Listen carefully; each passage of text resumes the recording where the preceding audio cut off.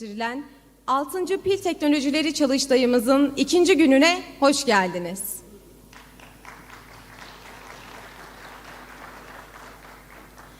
Bildiğiniz gibi kıymetli protokolümüzün de katılımıyla açılışını şereflendirdiği çalıştayımız dün sabah itibariyle başlamıştır. Çalıştayımızın ilk gününde pil üretiminde yerli ve milli olmanın önemi ve değeri başlıklı konuşmasıyla Sayın Şeref Oğuz, bunun yanında küresel iklim değişikliğini önleme tedbirleri çerçevesinde enerji depolama sistemlerinin önemi, karbon salınımını önleme kapsamında pil ve batarya etkisi, küresel ısınmaya bir çözüm olarak hidrojen ve yakıt pili konularında kıymetli panelistlerimiz katkılarda bulunmuşlardır. Müsaadelerinizle bugünün programını başlatıyoruz. Bugünün dünyasında piller artık hayatımızın ayrılmaz bir parçası ve fosil yakıtlardan uzaklaştıkça önemleri daha da artmakta. Bir gün mutlaka tükeneceğinin bilincinde olan bilim adamları, fosil yakıt kullanılan tüm ulaşım araçlarını elektrikli versiyona geçirmek için yoğun çalışmalar yürütmekte. Artık elektrikli uçaklardan bile söz eder hale geldik. Hollanda 2025 yılından itibaren benzinli ve dizel araç satışını yasaklayan yasa tasarısını onayladı. Norveç yine 2025 yılına kadar elektrikli uçaklarla ticari uçuşlar yapmayı hedefliyor. Elektrik kullanan teknolojik aletler çok hızlı bir şekilde geliştirilirken geleceğin pil yani batarya teknolojilerinde olduğu ise apaçık ortada. Değerli misafirlerimiz, Averi Türkiye Elektromobilite Derneği Genel Koordinatörü Sayın Haluk Sayar'ı e-mobilite kapsamında yaşanan gelişmeler ve bunun pil teknolojisine etkili konulu sunumunu yapmak üzere sahneye davet ediyorum.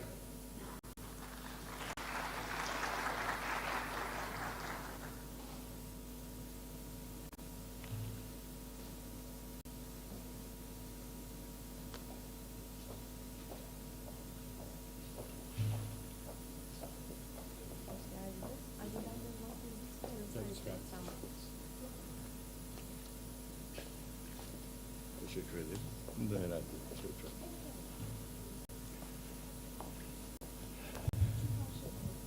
Tamam. Sayın Başkanım, Başkan Vekilim, Genel Müdürüm, Askeri Lisan Çalışanları, değerli dinleyiciler. Bugün sizlere bir dönüşümden bahsedeceğim. Bu mobilitede dönüşüm ve çok hızlı bir şekilde gerçekleşiyor. Başlıkları, içerikleri buradan görebilirsiniz.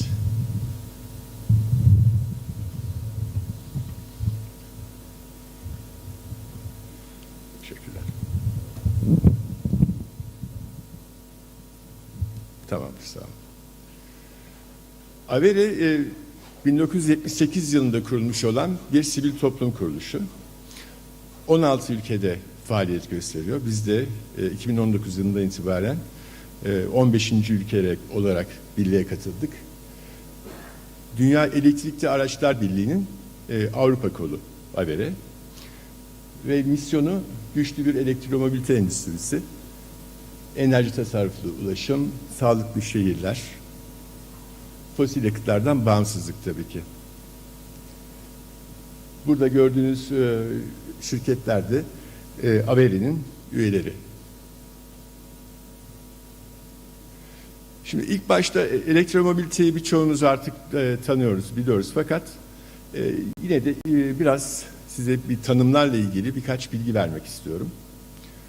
Bu tanımları da Türk Standartları Enstitüsü'nün daha yeni çıkan, Mayıs ayında çıkan önemli tanımlar kısmında belirtilen başlıklardan aldım. Şimdi elektrikli araç dediğimiz zaman 4 tip elektrikli araç karşımıza çıkıyor. Bunlardan bir tanesi %100 bataryalı elektrikli araç, ilk olan. İkincisi fişe takılabilir elektrikli araç. Üçüncüsü hibrit araç. Dördüncüsü ise hidrojenli araç. Şimdi biz hibrit, üçüncü olanı elektrikli araç kategorisinde değerlendirmiyoruz. Bir ve ikincisi hızlı bir şekilde ilerliyor, pazar payını artırıyor. Hidrojen de yeni başladı. Fakat bundan sonra hidrojeni de çok sıklıkla göreceğiz. Yine TSE'nin bu standardında şarj sistemlerini tanımlamış. mod 1, 2, 3 bunlar alternatif akımdan düz akımı direkt olarak şarj eden teknolojiler, kısaca tanımlamak gerekirse. Dördüncüsü ise düz akımdan düz akıma şarj eden teknoloji ve şarj kapasitesi oldukça yüksek olduğu için şarj süreleri de kısalıyor. Yani 1'den 4'e gittiğimiz zaman şarj süreleri de çok daha kısalmaya başlıyor. Burada bildiğimiz yakın zamanda çok daha fazla duyacağımız V2G yani elektrikten şebekeye konusunu burada değinmek istedim.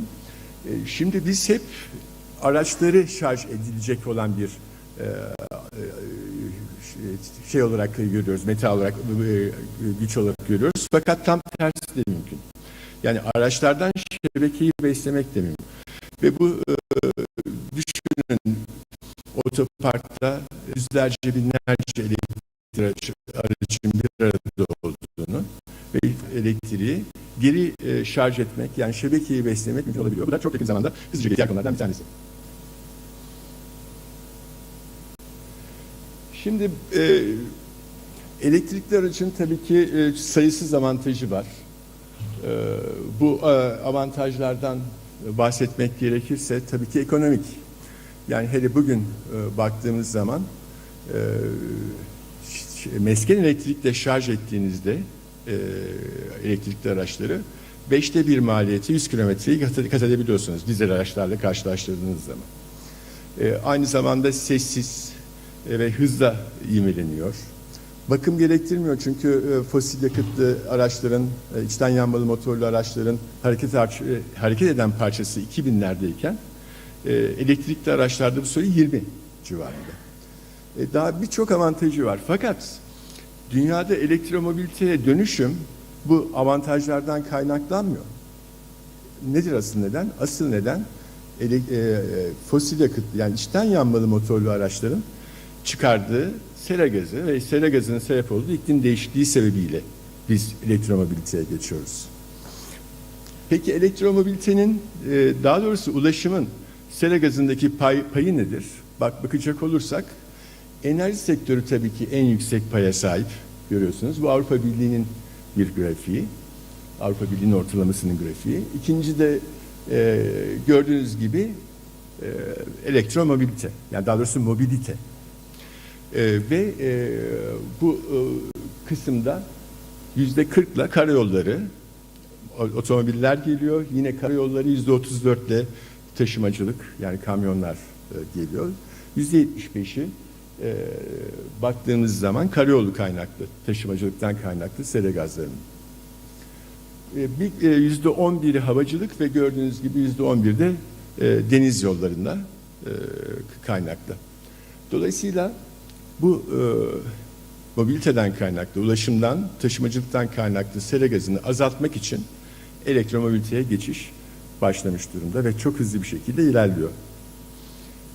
Bu arada Avrupa Birliği'nin sera gazı grafiklerine bakacak olursak tüm sektörlerde, ulaşım hariç tüm sektörler, enerji, fabrika, binalar azalım var 1990 yılıyla karşılaştığınız zaman ama mobilite konusunu çözememiş durumda Avrupa hala. Çünkü 90'la 2020 yıllarına baktığınız zaman bir artış söz konusu. Tek sektörde ulaşım sektörü. Şimdi tabii bütün artık ülkeler hedef almaya başladı. Bu sera gazından bir şekilde yani sera gazını artık salmamak gerekiyor. Daha doğrusu karbon sıfır olmak gerekiyor. Karbon sıfır da esasında şu, atmosfere verdiğimiz sera gazı emisyonunu atmosferden emdiğimiz sera gazıyla dengelemek esasında karbon nötr dediğimiz, karbon sıfır dediğimiz. Avrupa Birliği 2050 yılında net sıfır olma hedefini açıklamış durumda. Keza Amerika Birleşik Devletleri de aynı. Ve Türkiye'de çok yeni olarak 2053 yılında net sıfır olma hedefini açıkladı. Çok önemli bir şey. Ve biz bunun etkilerini çok yakından hemen hemen tüm sektörlerde bundan sonra çok hızlı bir şekilde yaşayacağız. Şimdi tabii bu hedeflere ulaşmak için en azından mobilitede bazı teşviklere ihtiyaç duyuluyor. Yani dolayısıyla bir dönüşüm söz konusu. 100 yıllığı aşkın bir süredir pazarda olan içten yanmalı motor araçlarının birden elektrikli motorlu araçlara dönmesi bir süreç meselesi. Ve onun için de teşviğe ihtiyaç var. Bu teşvikler neler? Baktığımız zaman burada görebiliyorsunuz. İşte KDV, ÖTV muafiyetinden tutun ki bu Türkiye'de de var. İşte elektrikli araç üreticilerine verilen teşvikler yine var Türkiye'de. Ücretsiz parklar, otoyolların ücretsiz kullanımı şeklinde gidiyor. Ve bu teşvikler oldukça yaygın bir şekilde Avrupa'da yayılmış durumda. Artık elektrikli araçları siz içten yanmalı motorlu araçlardan çok daha rahat kullanabiliyorsunuz. Şehir içlerine girebiliyorsunuz çünkü dizel araçlar artık şehrin içine girme yasağı var birçok Avrupa kentlerinde. Ya da elektrikli araçları istediğiniz yere park edebiliyorsunuz. Hatta şöyle söyleyeyim, havalimanına gittiğiniz zaman dizel araçlara ulaşmak istiyorsanız taksiye epey bir yürümek zorundasınız. Çünkü o olanı almıyorlar elektrikli araç haricinde. Şimdi Avrupa Birliği'ne bakarsak eğer %90 2050'ye kadar mobilite emisyonu %90 azaltılması hedeflenmiş durumda. Buradaki payları tekrar görüyoruz. Aracın toplam emisyondaki otomobilin payı %20'lerde. Ve otomobiller için yine görüyorsunuz 2030 yılında %55 azalım öngörülüyor.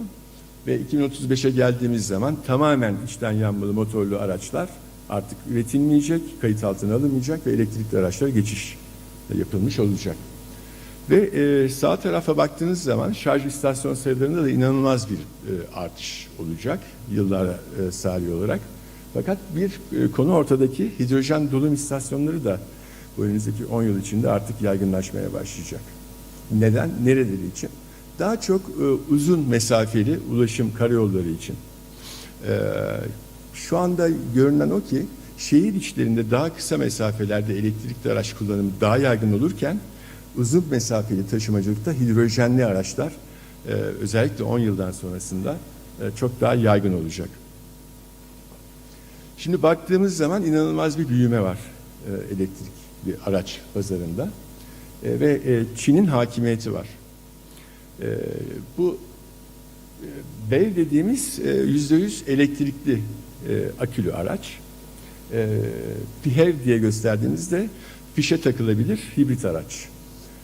Ve baktığınız zaman tabii ki Çin hala lider konumda toplam elektrikli araç sayısında. Hemen arkasından Avrupa Birliği geliyor. Üçüncü olarak da Amerika Birleşik Devletleri. Ve other dediğimiz geri kalan tüm dünya hala çok düşük. Neden? Çünkü demin bahsettiğim teşvik mekanizmaları henüz diğer ülkelerde çok yaygın uygulanmadığı için daha yaygın olarak Çin'deki Avrupa Birliği'ndeki gibi kullanılmıyor. Ve 10 milyonun üzerinde bir araca ulaşmış durumda 2020 yılı sonu itibariyle. Fakat bu yılın sonunda bu %45, %50 daha büyümesi bekleniyor. Yani 14-15 milyon civarına geleceği bekleniyor.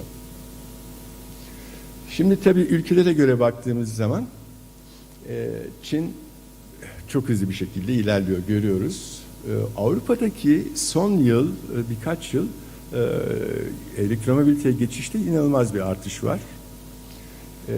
Amerika Birleşik Devletleri'nde ise son 2-3 yıldır pek bir hareket yok. Fakat bundan sonraki senelerde daha çok hızlanacağını göreceğiz. Çünkü yönetimin değişmesiyle orada elektromobiliteye verilen teşvikler artmış durumda ve yönetim hedefler de artmış durumda. Norveç'e baktığımız zaman 2020 yılı sonunda %75, yani her satılan yeni aracın, otomobilin %75'i elektrikli olduğunu görebiliyoruz 2020 yılının sonunda. Tabii ki çok büyük bir oran. Çünkü bundan 10 yıl önce 2016-15'te Norveç 2025 yılı hedefini koymuştu. Yani 2025 yılına geldiği zaman biz artık içten yanmalı motorlu otomobil üretmeyeceğiz demişti ve o hedefe uygun olarak baktığımızda %75'e ulaşmış durumda satış. 3 sene sonrasında ise bu %100'e ulaşacak ve dolayısıyla artık içten yanmalı motorlu araçlar Norveç'te satılmayacak. Tabii takip eden diğer ülkeler de var. Hollanda ve İsveç bunlardan bazıları. Almanya çok hızlı bir şekilde ilerliyor. Şimdi bunun çok benzerini yakın zamanda Türkiye için de yaşayacağız. Ama birazdan o konuya geleceğim.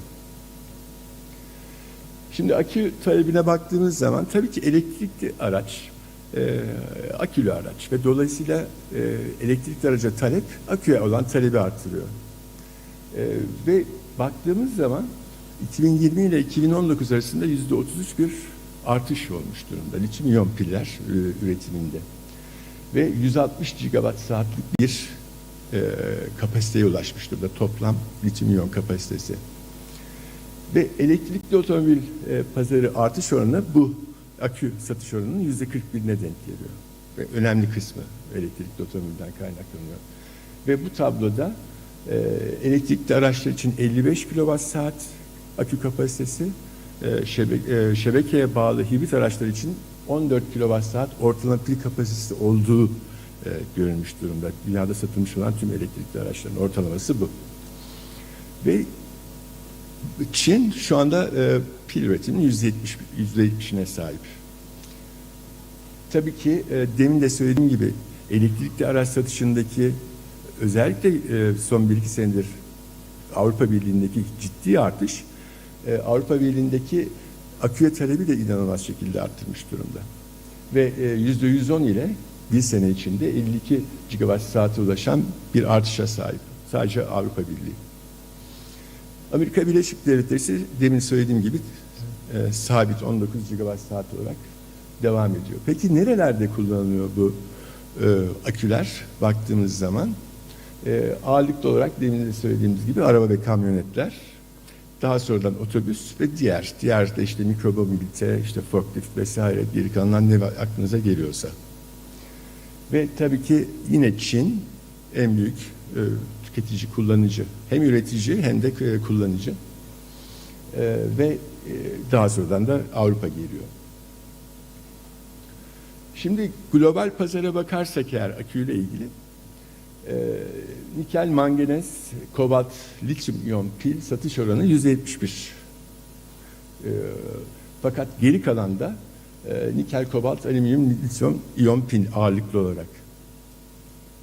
Ve ağırlıklı ortalama maliyet 2020'de 2019'a göre düştü. Her sene olduğu gibi esasında düşüş hızlı bir şekilde devam ediyor. Ve şu anda $137 kilowatt saat başına maliyet olarak hesaplanmış durumda. Ama bu $100 kilowatt saate kadar inmiş hangi durumda? Volkswagen'in ID3 serisiyle yapılan toplu anlaşma sonucunda bunun tahmini maliyetin bu rakamlara geldiği söyleniyor. Şimdi $100 kilowatt saat rakamı esasında sihirli bir rakam. Çünkü hep denirdi ki elektrikli araçlar dizel işte içten yanmalı motorlu araçlardan pahalı. Neden? Çünkü akü pahalı. $100 kilowatt saat rakamına ulaştığı zaman içten yanmalı motorlu araçlarla elektrik motorlu araçların fiyatı dengelenecek, birbirine eşdeğer olacak. Ve işte şimdi oraya gelmiş durumdayız. Artık Volkswagen örneğinde hiç olmazsa onu görebiliyoruz. $100 rakamına ulaşmış durumda. Bunun da anlamı şu. Teşvik artık çok gerekmese de elektrikli araçlar artık satılmaya başlanacak. Yani ÖTV, KDV teşviğine çok yakında ki 2025 yılı olarak öngörülüyordu. Artık elektrikli araçlarla içten yanmalı motor araç fiyatları başa baş noktasına gelecek. Şimdi tabii ki demin söylediğim gibi Avrupa'daki bu çok hızlı talep artışının üretim tarafı da aynı şekilde gelişiyor. Ve şu anda Polonya ve Macaristan'da en büyük üretim gücü. Fakat bu şu anda 35 gigawatt saatlik bir kapasiteye sahip. Ancak bu çok kısa bir süre içinde 2025 yılına geldiğinde 400 gigawatt saate ulaşması bekleniyor ve birçok yatırım var şu anda yapılan.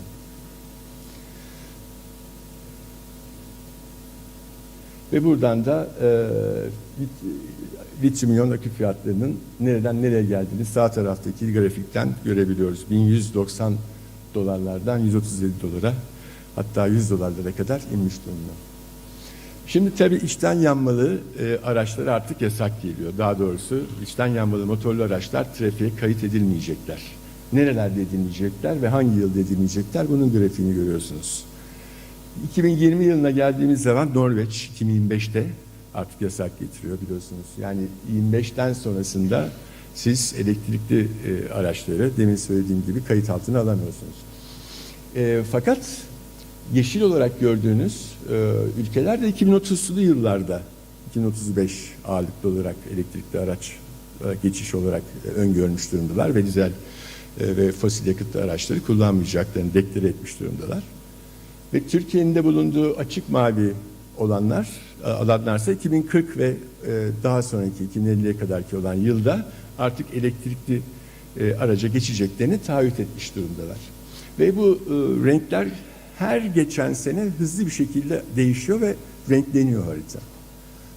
Ve şöyle bir örnek vereyim. Örneğin İngiltere'ye baktığımız zaman şu anda 2030 yılında biz artık geçeceğiz diyorlar ama bundan 1,5-2 sene önce, çok uzak değil, 2 sene öncesinde biz elektrikli araçlara 2040 yılında geçeceğiz diyorlardı. 6 ay geçti. Biz de taahhütümüzü geriye aldık, 2035 yılı yaptık dediler. Şimdi de diyorlar ki biz 2030 yılından itibaren artık içten yanmalı motorlu araçlar üretmeyeceğiz. Yani talep öngörülen geçiş zamanı çok hızlı bir şekilde geriye giriyor. Şimdi burada da bu grafikten ne şekilde artış olduğunu görebiliyoruz. Tabii elektrikli araç satışları bu grafikte 2035'te %100 olarak ortalama verilmiş bir grafik bu. %100 olarak gözüküyor. Yani her satılan aracın hepsi %100 elektrikli araç ama toplam araç stoğundaki payı tabii ki %100 olmuyor. Çünkü mevcut araçlar, o zamana kadar üretilmiş olan araçlar var. Ve onların da bir ekonomik ömrü var. Onların sıfırlanması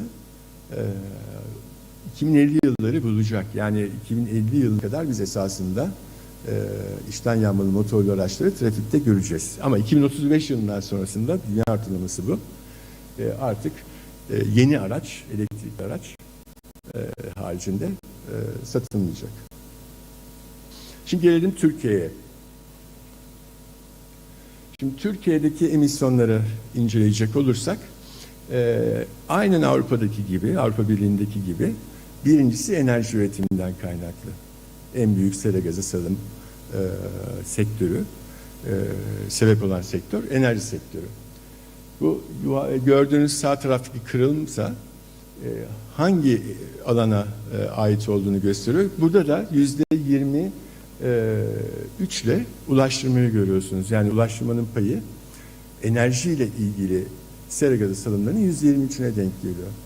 Bu çok yine yüksek bir oran baktığınız zaman ve artış da yine çok hızlı bir şekilde oluyor 1990'larla karşılaştırdığınız zaman.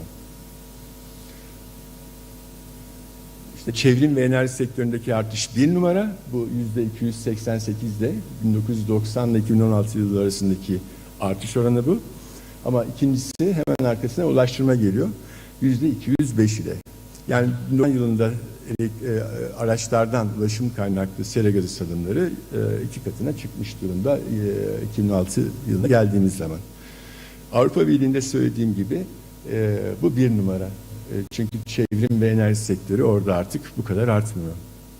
Çünkü daha farklı yenilenebilir enerji teknolojilerine hızlı şekilde geçiş var. Ve yine ulaşım tipine göre sera gazı salımlarını görüyoruz. Karayolu bizde de en yüksek salıma sebep olan mod, ulaştırma modu. Ardından deniz yolu ve hava yolu geliyor. Şimdi tabii bizde de mevzuatlar hızlı bir şekilde gelişmeye başladı. Ve elektrikli araçların önü hızla açılıyor bu sayede. Burada teker teker hepsini okumayacağım ama hızlı bir geçiş var. Ve bunların uygulamaya başlamasıyla artık elektrikli araçlara geçiş çok hızlı bir şekilde devam ediyor. Şimdi mevcut duruma baktığımız zaman bu Türkiye'de birçok özellikle otobüs ve minibüs üretici firma elektrikli otobüs ya da elektrikli minibüs üretmeye başladı ve Avrupa'ya ihraç ediyor. Bu çok güzel bir gelişme. Yine Ford Otosan elektrikli işte bir minibüs üretiyor, üretecek ve esasında Avrupa pazarına ihraç etmeyi planlıyor tüm ürettiğini. TOK işte 2022 yılı sonundan itibaren üretime başlıyor. İlk başta az sayıda elektrikli araç üretecek ama 175 bin yılda 175 bin sayısına kadar zaman içerisinde ulaşacak. Özellikle filo ve araç kiralama şirketlerinde elektrikli araçlara geçiş çok yaygın ve çok hızlı bir şekilde devam ediyor. Bu son bir sene içerisinde satılan o 3000 aracın önemli bir kısmının filolarda kullanıldığını ve araç paylaşım platformlarında kullanıldığını görüyoruz. Ve tabii mobilite, elektromobilite dediğimiz zaman sadece elektrikli otomobil anlamamak gerekiyor. Çünkü mikromobilite de var bu işin içinde. Deniz taşımacılığı da var. Tren de var, tramvay da var. Dolayısıyla burada Sefine Erkon gibi tersanelerden örnek vermek istedim size. Çünkü pek bilinmiyor ama biliyorsunuz Norveç yasalarını çok önceden çıkartıp mobilitedeki fosil yakıt ve sera gazı salınımını azaltacağını taahhüt ettiği için deniz yollarında da aynı şey geçerli. Nasıl otomobiller %75 pazarlık payına sahipse deniz yolları için de bu aynı şekilde geçerli. Biz Norveç'e satılan dünyanın en büyük elektrikli feribotunu Türkiye'de yaptık mesela. Daha geçen sene yaptık ve teslim ettik. Dolayısıyla tersanecilik de gemi inşaat sanayi de Türkiye'de oldukça iyi ve onlar da elektromobiliteye yönelmiştir. Bu örneği de o yüzden verdim. 2020 yılı sonuna kadar 3000 araç toplam Türkiye'de elektrikli araç satılmış durumda. Fakat bu sene 2021 yılında geldiğimiz zaman, Kasım ayına geldiğimiz zaman bu sayı bir 3000 daha artmış durumda. Yani şimdiye kadar satılmış olan araç ve elektrikli araç kadar biz 11 ay içinde satmış durumdayız. Tabii 2500 adet toplamda şarj istasyonumuz var. Bunlar tabii ki çok henüz ufak değerler. Baktığımız zaman Avrupa ile işte Çin'le karşılaştırdığımız zaman çok ufak değerler. Bundan bir sonraki slaytlarda zaten Türkiye'nin nereye gideceğini projeksiyonunu çalıştık. Bununla ilgili size detayları vereceğim. Şimdi tabii ki Türkiye çok hızlı bir şekilde makas değiştirdi diyebiliriz. Yani uzun zamandan beri esasında Paris Anlaşması'na taraf bir ülke değildi Türkiye. Biliyorsunuz Paris Anlaşması işte her ülkenin, taraf olan her ülkenin sera gazı emisyon salımlarını belli bir değerin altında tutacağını taahhüt etmelerinden çıkıyor ortaya. Ve burada biz geçtiğimiz Ekim ayına kadar taraf değildik. Ve dünya üzerinde sadece 7 ülke taraf değildi. Biz o 7 ülkeden bir tanesiydik. Fakat çok hızlı bir şekilde bir gelişme kaydettik. Paris Anlaşması bir milattır esasında. 21.sidir. Birleşmiş Milletler'in sera gazı azaltımıyla ilgili iklim değişikliği mücadele kapsamında yapılan uluslararası taraflar konferansının 21.sidir. Ve orada alınan kurallara biz daha doğrusu oradaki anlaşma metnine geçtiğimiz Ekim ayında Türkiye Büyük Millet Meclisi'nde onayladık. Yani biz artık tarafız Paris Anlaşması'na. Bundan öncesinde de tabii ki Avrupa Birliği'nin hedeflerine ulaşmak için bir yol haritası yayınlanmıştı. Geçtiğimiz 2019 Aralık ayında. Bu yeşil mutabakat olarak biliniyor. Bu ne şekilde artık emisyonlarını azaltacağını tanımladıkları bir yol haritasıydı Avrupa Birliği'nin. Ve hemen arkasından Temmuz 2021'de de bu belirlenmiş olan yol haritasına göre somut adımlarla hangi sektörlerde yapılacak indirimleri belirledikleri Fit for 55 yasa tasarısını açıkladılar kamuoyuna. Ve dolayısıyla hangi alanda neler yapılacak bunları belirlediler. Benzerini Türkiye'de yaptı. Temmuz 2020'de Türkiye kendi yeşil mutabakat planını açıkladı. Aynı Avrupa Birliği'ndeki gibi kendi yol haritasını belirledi. Fakat bundan sonra neyi bekliyoruz? Avrupa Birliği'nin Temmuz 2020'de yaptığı gibi Fit for 55 yasasını açıklamasını bekliyoruz. Bununla ilgili çalışmalar da hızla devam ediyor ve önümüzdeki senede hızla devam edecek. Dolayısıyla bu esasında Türkiye'nin çok daha hızlı bir şekilde karbonsuzlaşma politikalarını belirleyeceği bir yasa paketi olacak veya yasalar bütünü olacak. Bundan sonrasında karşılaşacağımız. Ve bununla ilgili niyetini de taraf olduktan sonrasında Kasım ayında işte Birleşmiş Milletler'in düzenlediği 26. taraflar toplantısında deklare etmiş oldu. Ve 4 anlaşmaya imza koydu Türkiye. Bu 4 anlaşmanın 3'ü ulaşımla bağlantılı. Bir tanesi çok önemli ve sonuncusu sıfır emisyonlu araçlar mutabakatı. Türkiye şunu taahhüt ediyor ki 100'den fazla ülkeyle ve otomobil üreticisiyle birlikte bunu taahhüt ediyor tabii ki. Lider piyasalar dediğimiz işte Avrupa Birliği, Çin, Amerika en geç 2035 yılına kadar ve geri kalan dünyada 2040 yılına kadar artık içten yanmalı motorlu araçlar üretilmeyecek. Ve artık elektrikli araca geçilecek. Bu tabii ki çok radikal bir karar. Yani Türkiye biliyorsunuz otomotiv üretimi konusunda, sanayi konusunda oldukça güçlü ve ekonomisi oldukça bağlı olduğu bir ülke. Ve esasında bu bir yol göstermedir. 2040 yılına kadar artık biz de üretmeyeceğiz anlamına geliyor sonuçta. Şimdi bu bir projeksiyon çalışması. 2030 yılında nerede olacağız?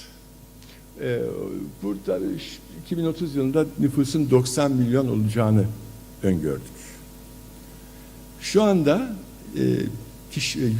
1000 kişiye 152 otomobil düşüyor Türkiye'de. Sahiplik oranı bu. Bu rakam Avrupa Birliği'nin çoğu ülkesinde 400, 450, 500 civarında ortalama. Bizde bu 154. Fakat 2030 yılına geldiğimiz zaman 1000 kişiye 300 otomobil düşecek diye öngördük. Toplam araç stoğu işte 27 milyon olacak 2030 yılına geldiğimizde. Şu anda 12,5 milyon bu projeksiyona göre. Ve 2030 yılında 2,5 milyon yeni otomobil satılmış olacak. Şimdi bir hedef vardı. Şimdi 2 sene öncesine kadar çok bilinen bir hedef. 2030'da 30. Yani 2030 yılına geldiğimiz zaman her satılan aracın %30'u elektrikli olacak hedefiydi bu. Fakat bu hedef aynı İngiltere'de olduğu gibi artık yetmedi. Bunu %40'a çıkarttık. Yani kimler çıkarttı? Bunu öngören bağımsız denetleme kuruluşları araştırmalarını yaptılar.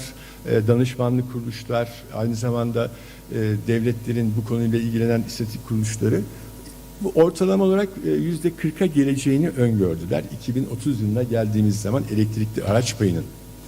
Bu mantıkla 2,5 milyon satışı olan bir 2030 yılı Türkiye'sinde 1 milyon ya yakın 750 bin ile 1 milyon arasında bir elektrikli araç satışı olacağı öngörülüyor.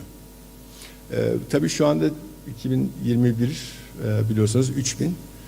İşte 2030 neredeyse 1 milyon 750 bin, 1 milyon arasında bir rakam. Korkunç bir artış olacağı öngörülüyor. Bu önümüzdeki 8 sene içerisinde. Ve tabii ki bu 2/3'ü %100 elektrikli araç, 1/3'ü fişe takılabilir araç olarak, elektrikli araç, hibrit araç olarak öngördük.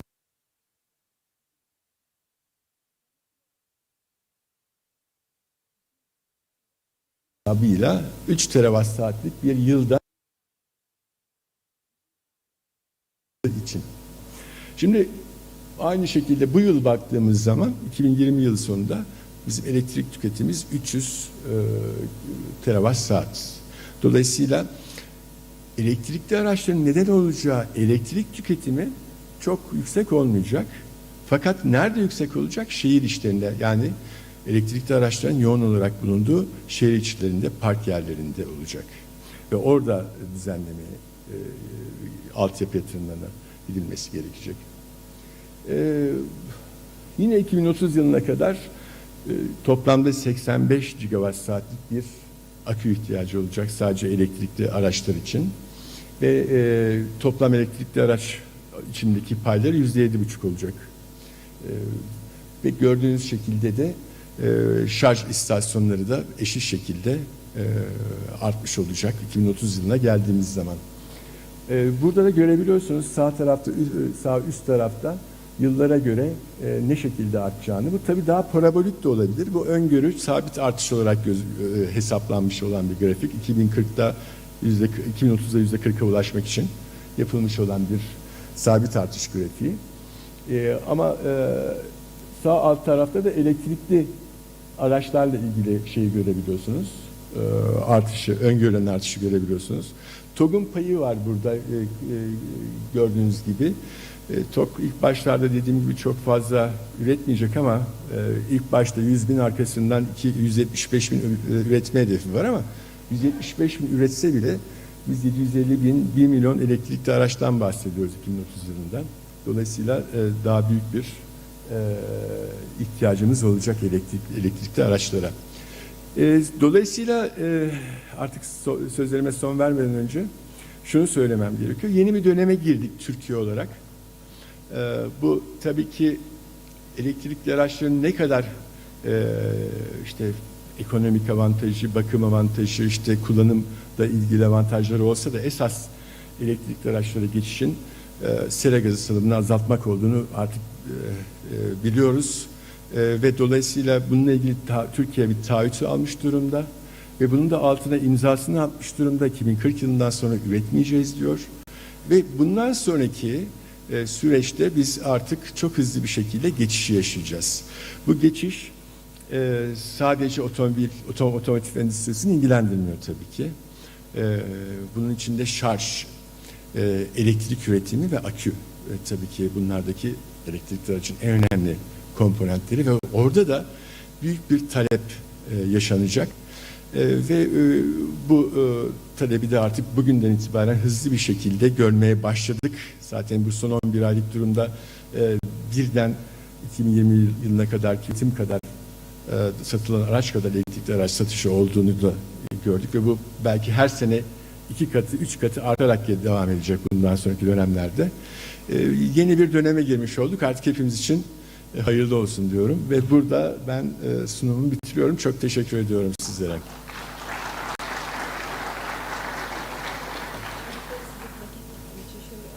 Tamam.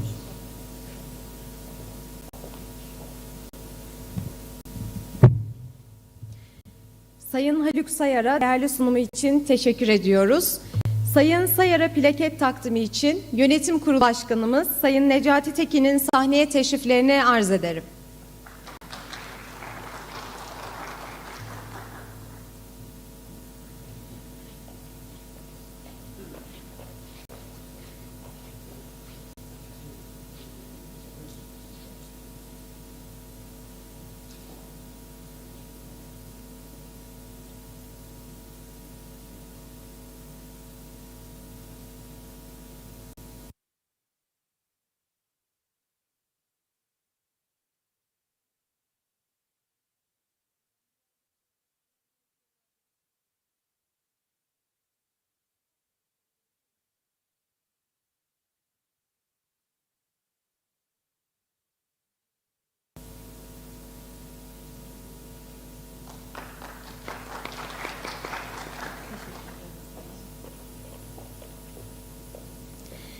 Değerli katılımcılar, çalıştayımız dünyada pil teknolojisindeki gelişmeler konulu online ve İngilizce gerçekleştirilecek oturum ile devam etmektedir.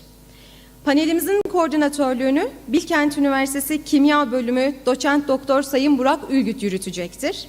Diğer panelistlerimiz ise yine online olarak katılım sağlayacak olan Entek International Pazarlama ve Satış Sorumlusu Genel Müdür Yardımcısı Doktor Sayın Graham Fraser Bell, Freyr Pil Geliştirme Müdürü Doktor Sayın Oğuz Tezel, Buz Kentek AG Satış Müdürü Sayın Emre Şen, H&K Ventures firması kurucusu Sayın Hakan Köstepen ve Petro firması kurucusu Sayın Franki Ruhpar vardır. Bugün aramızda olmasını ümit ettiğimiz bir diğer kıymetli panelistimiz olan e-Battery firması kurucusu Sayın Christian Schlogel rahatsızlığından dolayı aramızda olamayacaktır. Kendisine geçmiş olsun dileklerimizi iletiyor. Müsaadelerinizle sözü Doçent Doktor Sayın Burak Ülgüt'e bırakıyorum. Dear panelists, thank you very much for your attendance to our conference. Associated Professor Hi Burak everybody. Ülgüt. I hope Now everybody the is seeing stage us. is yours. Welcome to this panel on new developments, recent developments in battery strategies and battery fields. I am happy and proud to be in such good company here. I'd like to start by thanking Auspician for organizing these great events. This is the 6th, and I'd like to extend my thanks to for them sustaining this through the pandemic. So what I'd like to do is I'd like to get all of our panelists to introduce themselves, their companies, and tell us about some of the recent developments in order. And then we are going to go into an open panel discussion. So without further ado, I'd like to start with Mr. Hakan Köstepen from H&K Ventures. Hakan Bey. Well, thank you so much. I'm based in Silicon Valley, and I spent 15 years at Panasonic, and specifically in automotive domain, working with the electrification, e-mobility. And I'm very happy to be part of the Aspilsan team at this conference. And I graduated from Istanbul Technical University. I'm going to talk about two things today. One is the ambient energy, as just to open up some ideas, discussion.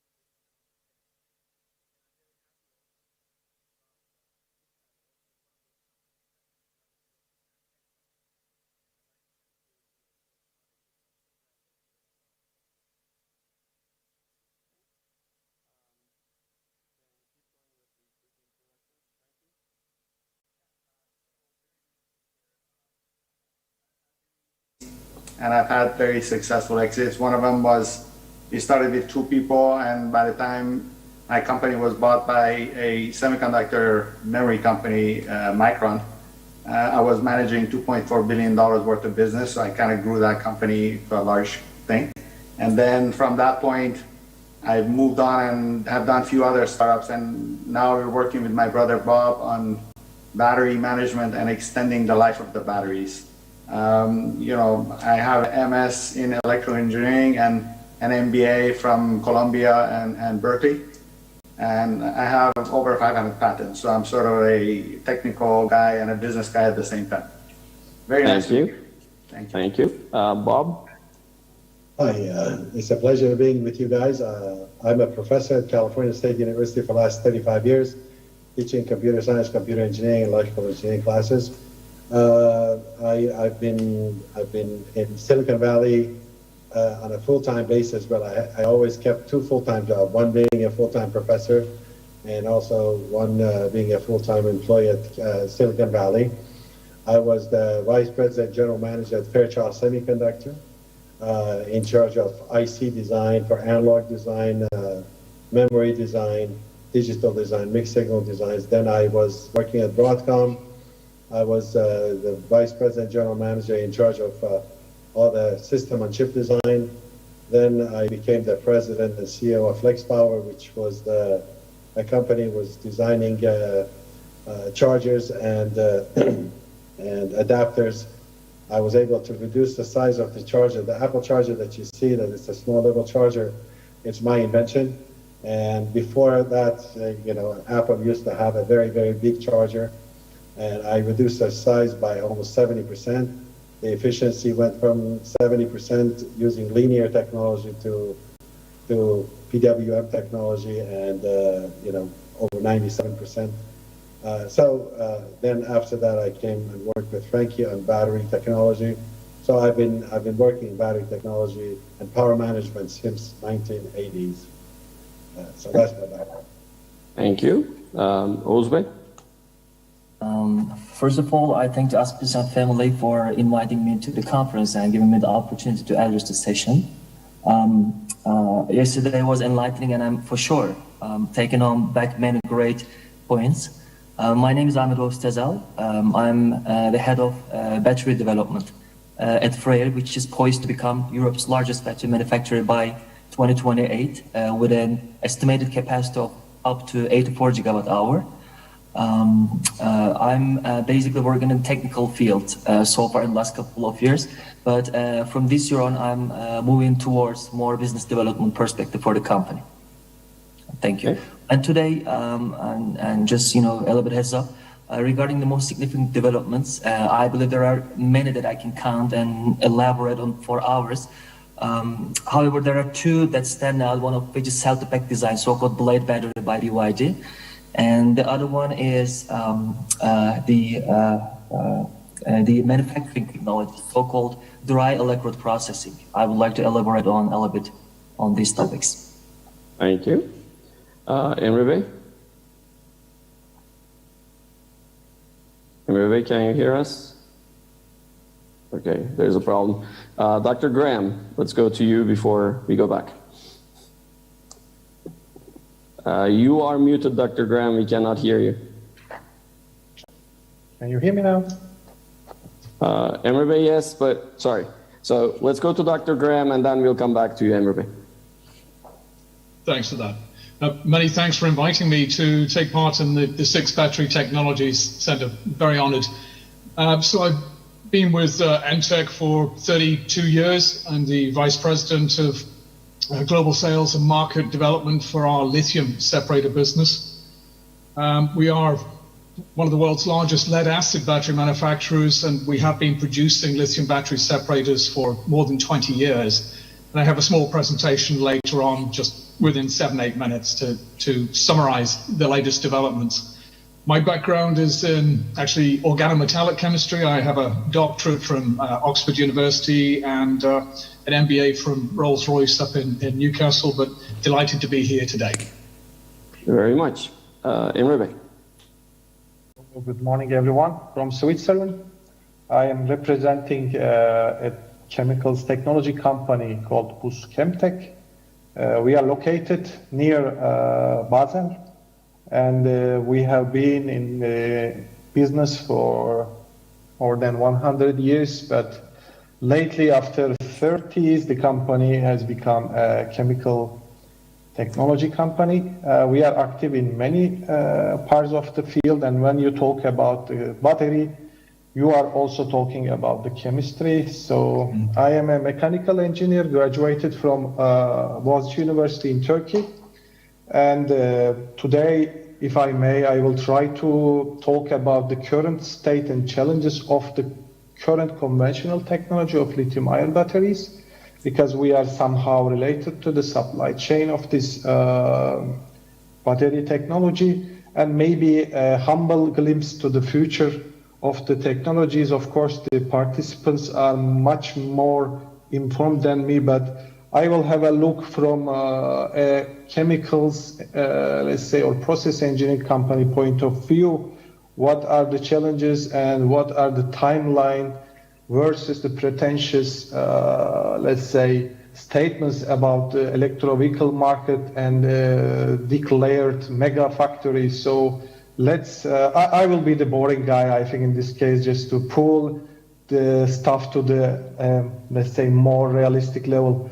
So thanks for the opportunity to take part in this nice conference as a panelist also. Thank you very much. Okay, thank you very much for all the introductions. I think we can quickly go into a short opening presentation from everybody. We can try to go from the same order. Hakan Bey, if you want to use 5 to 7 minutes to introduce HNK and talk about recent developments. Me too. So should I share my screen with you? You Is can, that- yep, you can share your screen. Okay. So.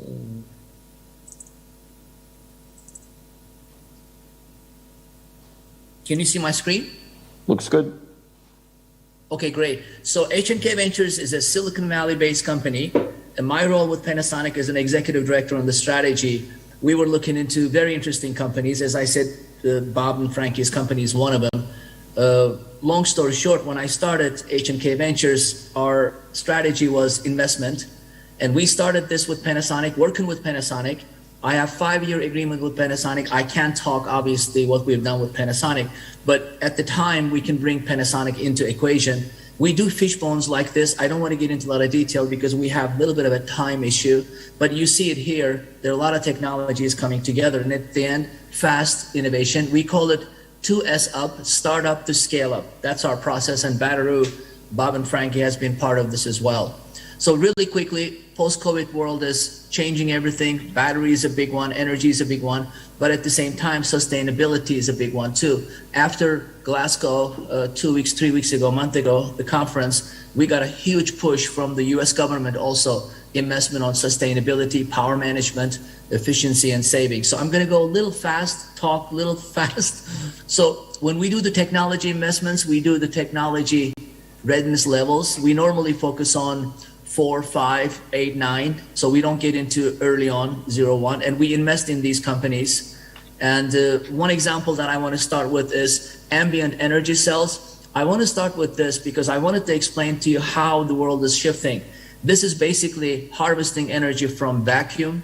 And this company in Silicon Valley do overall since 20 years of research, and the batteries are lasting 20 plus years. This is harvesting energy from the electromagnetic field of Earth.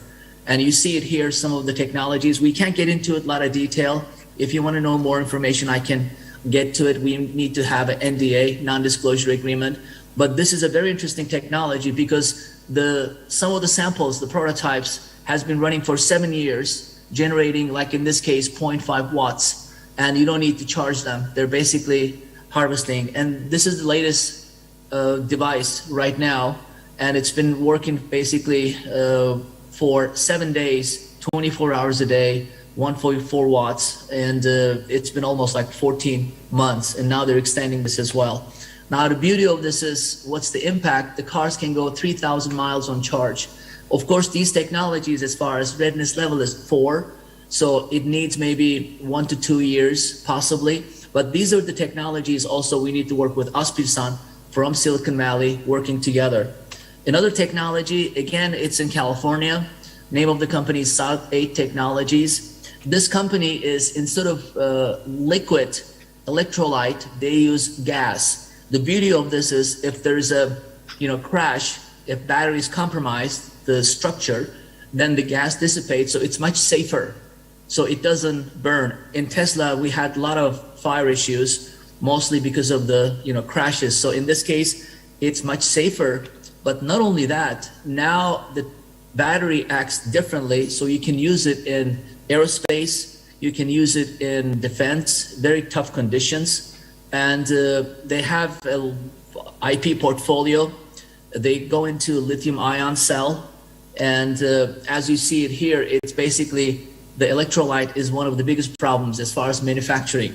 Especially when it's liquid, it delays the manufacturing. So in this case, you see it here, it does fast charge, lower cost, much better safety.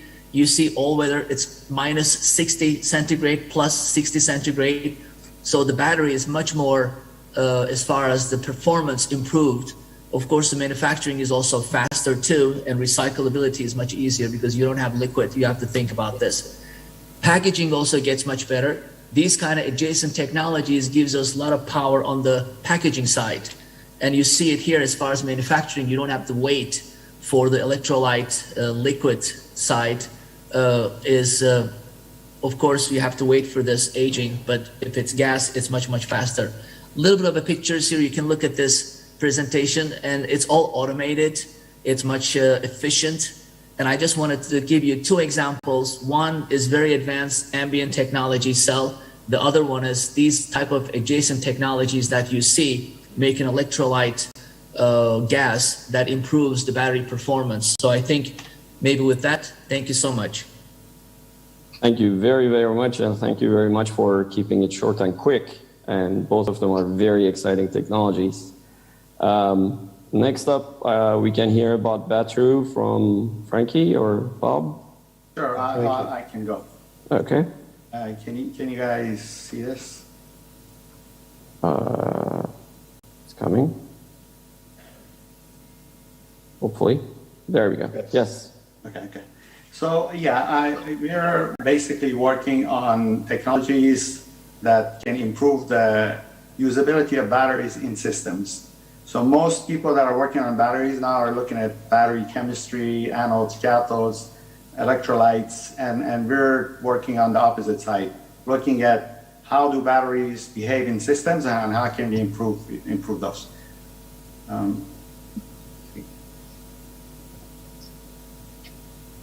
So, the company, we have deep expertise in power management and battery management, BMS. We focus on extending useful life of batteries and also improving the performance and safety of those in the current generation that we're working on. We have done 2 generations already, and we're working on the 3rd one. The first one was a generation that we did battery management system for alkaline batteries, which we were able to improve the effect, the lifetime of the batteries in the usage by 6x, 600% up to. And then on that point, we moved on and started doing on the rechargeable batteries for the consumer batteries, nickel metal hydrides, NiCads. And we've done 2 things there. We've improved the life of those, and as well as we've been able to improve the performance and safety of those devices. And then now we're working on battery management system for lithium-ion, and it's currently under development. We developed two chips for the first 2 generations. We're working on the 3rd integrated circuit or chip for the 3rd generation. It's a very large market, but we're kind of open to having conversations on working closely with Pil on generation of the technology. On the first generation, just a very quick discussion, we were able to improve the life of the alkaline batteries by up to 6 times. This happened because a study was done in a battery recycling conference that a Dr. Zinnecker went and presented. He went to recycling centers, grabbed thousands of dead batteries, brought it to his lab, and he measured how much energy was left inside them. And what he found was very interesting. He found that 30% of the batteries in the garbage still had 84% of energy left in them. And he also, half of the batteries on average had 64% of energy left in them. So there's a lot of energy left in these batteries when they're thrown away. The problem is when you put it in a system and it doesn't work, you think it's empty, you throw it away. It really isn't the case. If you look at the batteries and you put these batteries back to back, all the dead batteries, it wraps around Earth 19 times every year. Now imagine 6 times around the Earth, these batteries still have 84% of energy left in them. So we approached it as this is a crime against Earth, if you will, and we set out to solve this problem. So the way the technology works, essentially,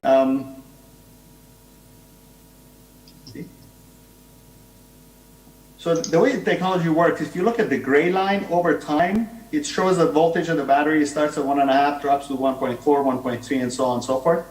And this continues over time. And the red lines kind of show where the devices can actually use these batteries. This is the range what we call cutoff voltage. If you go below this voltage, the device doesn't operate anymore. So in this example, if you think the cutoff voltage is here, around 1.3 volts, this device stops working at 70, even though there is still a lot of energy left in it. So what we actually do is we take this voltage from the battery and we boost it electronically to 1.5 volts. And literally then the device, what the device sees on this nipple is 1.5 volts. So it keeps thinking. Doing this, we are able to increase the life of the battery in the systems. On the second generation,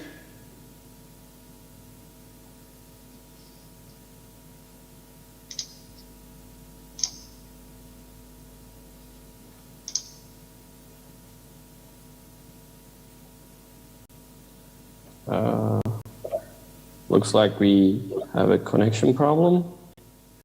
yeah, can you hear me? Yes, we can now. Okay. Yeah, so the the voltage on the nickel metal hydride devices is 1.2 volts, whereas most devices on the alkaline are 1.5. So we actually are able to boost the voltage to 1.5. So what the device sees is a fresh battery looking, and we're also able to put this electronics inside the battery. So the battery itself is containing the electronics that make it work. Moving forward, so now we've been able to make sure that all the rechargeable batteries work in every application at this point. On the third generation, on the lithium-ion, on the battery management system, is under development currently, but it would work for electric vehicles, on energy storage, IoT, and we're building on the work we've done on the first two generations. So it's not something we're starting from scratch. We actually are able to, to make it work from the beginning. So very quick couple of slides on lithium-ion power management. The major problem with all electric vehicles is batteries. It includes the range, safety, and the cost. Second life is a major issue, which means after these batteries are done with the cars, they have to be thrown away, and there are billions of them that are going to come on and they're going to impact the environment. So we're trying to find ways to use them in other applications. We call it second life. And fast charging. And our technology tries to address all of these issues. We're introducing the world's first electronic-based smart cell lithium-ion. Essentially what we've done is we are putting a circuit or a management inside every battery, or coupled to every battery. It doesn't have to be inside of it. And by inside, I don't mean inside the chemistry of the battery. It actually, we've done it for nickel metal hydride. It actually sits outside the chemistry. So inside the can, when it's finished, we actually add electronics that encapsulates on top of it and make it work. It improves safety by having all these protections on overcurrent, over temperature. It monitors all of these and it makes sure that none of these are causing any issues, and also improves the performance. We believe that because of the voltages and internal resistances of the batteries, there is a lot of performance issues that we can solve through electronic management.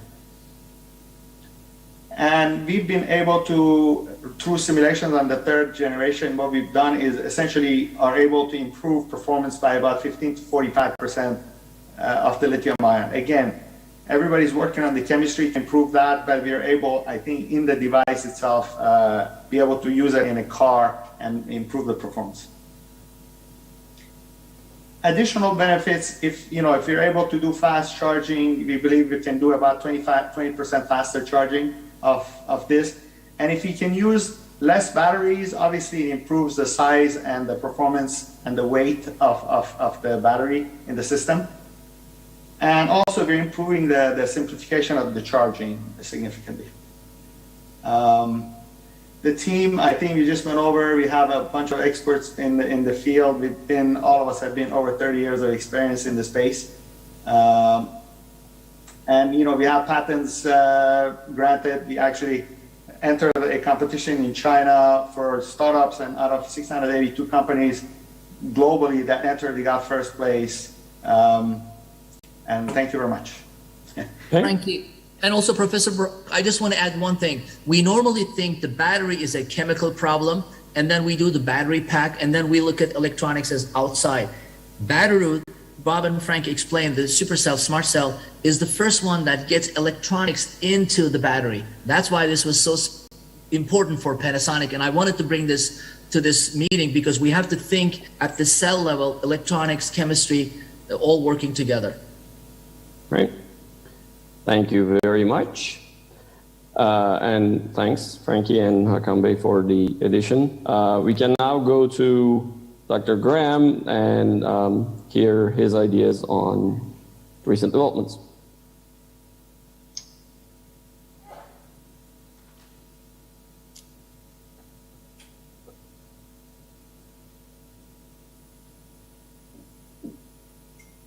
Dr. Graham, we can see your slides, but we cannot hear you. Okay. Is the screen sharing? Yes, the screen okay? is working.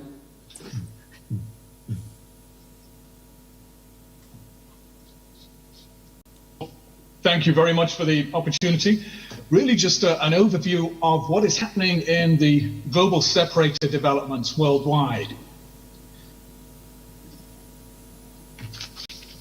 There's really two distinct processes for lithium-ion battery separator production. The dry process, which is an anneal and stretch caused by ND orientation of the separator material. That was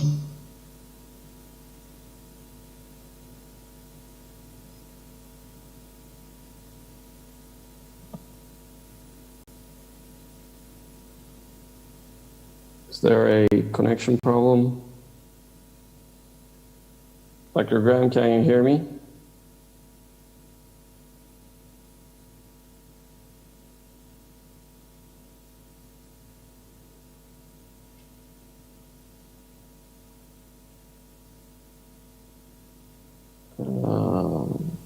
Okay.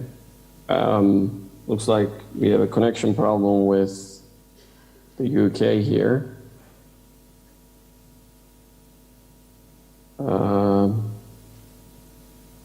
We can maybe move forward and come back to the slide moved.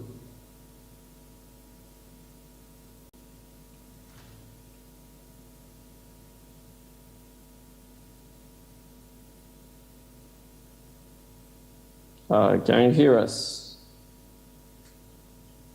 Okay. Dr. Graham, we cannot hear you, so if you could maybe turn off your sharing and we could move forward to Oğuz and then come back to you afterwards.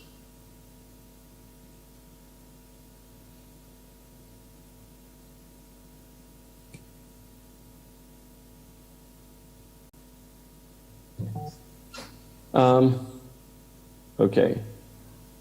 Ozone, can we turn off? Dr. Graham, are you there?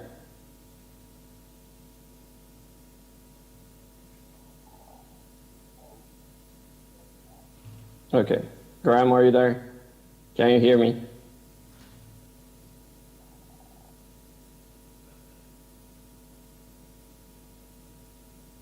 Okay.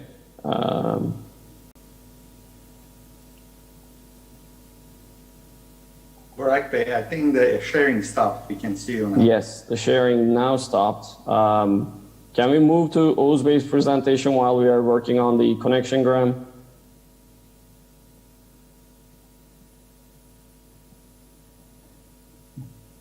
Can I start? Oğuz Bey, yes, if you can. Go ahead. Okay. Ozan, can we move to the next, please?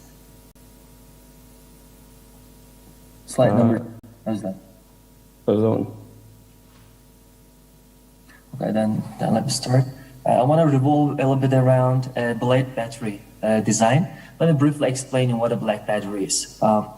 It goes without a doubt that the cell level energy density is an important spec. However, there's also another crucial factor that significantly affects the drive range of an electric vehicle, and that's the integration efficiency from cells to pack, which is most of the time ignored by the researchers.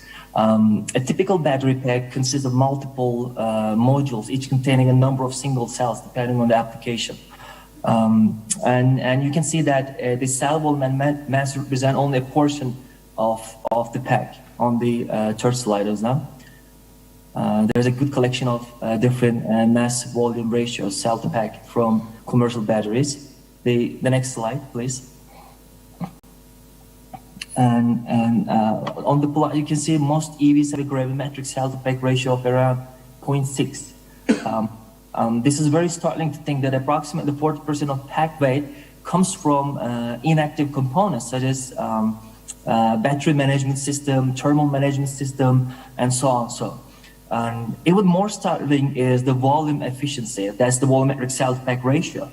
Most EVs are below 0.4. That means 60% of the pack volume actually is occupied by inactive components.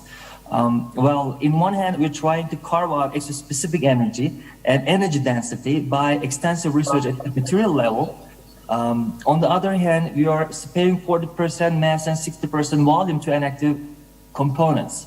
One obvious solution is to increase the active-inactive ratio is to remove modules and by simply directly assembling cells into a pack.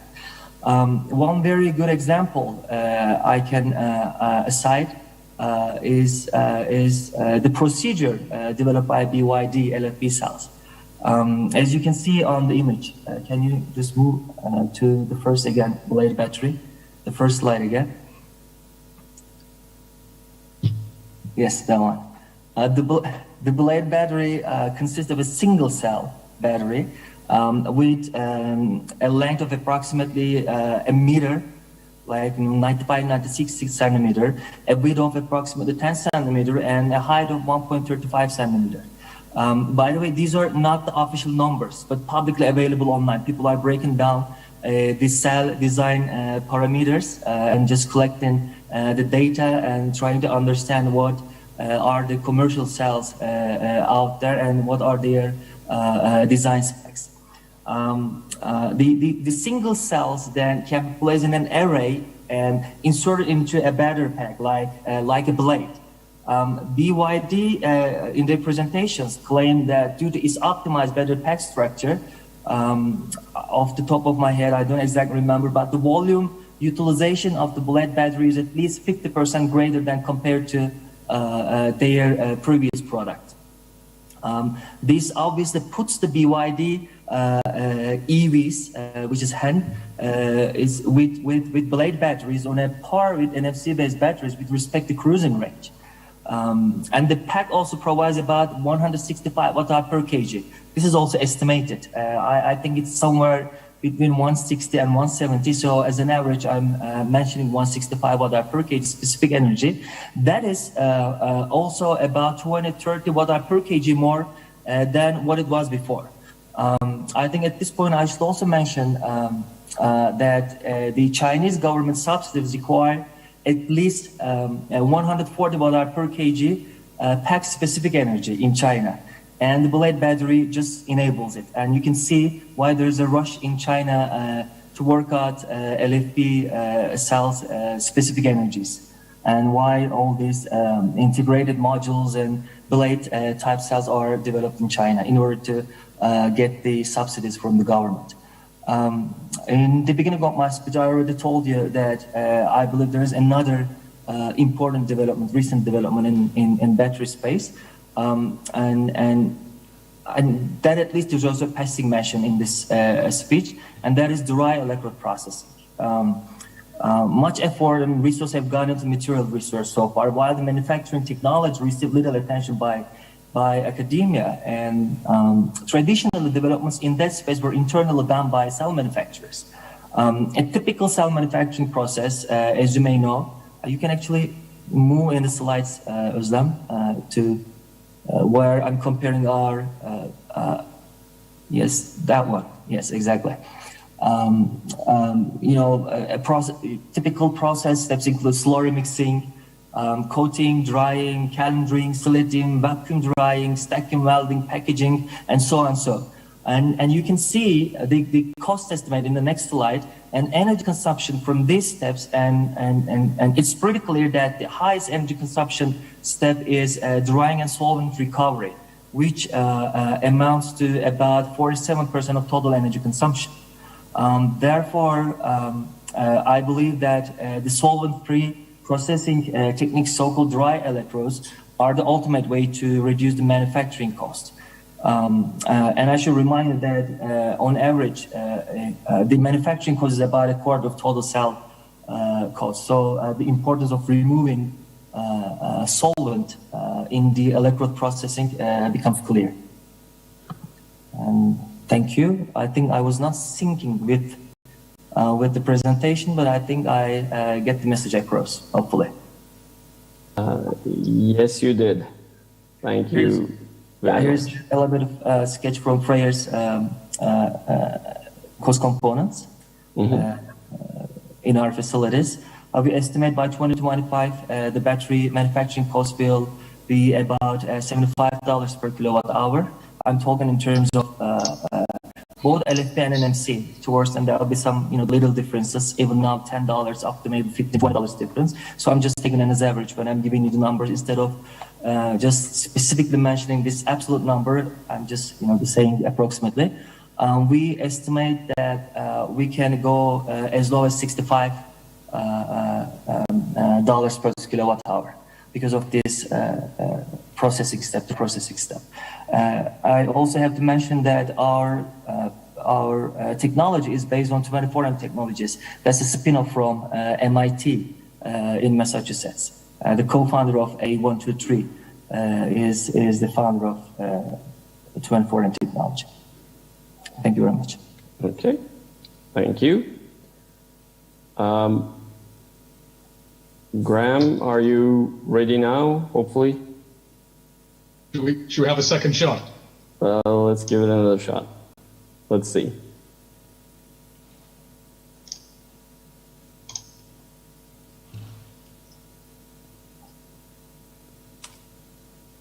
Can you see the screen okay? Yes. Excellent. Okay. Well, thank you once again. So really there are two distinct processes for production of lithium battery separators. Traditionally, it's been the dry stretch process, where the material is stretched in the machine direction. There is no extraction.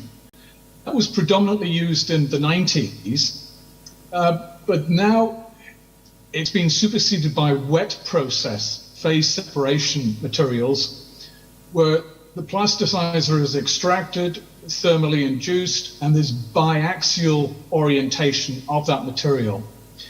Enterates a wet process separator production, and actually 100% of all EV lithium-ion battery separators are wet processed today.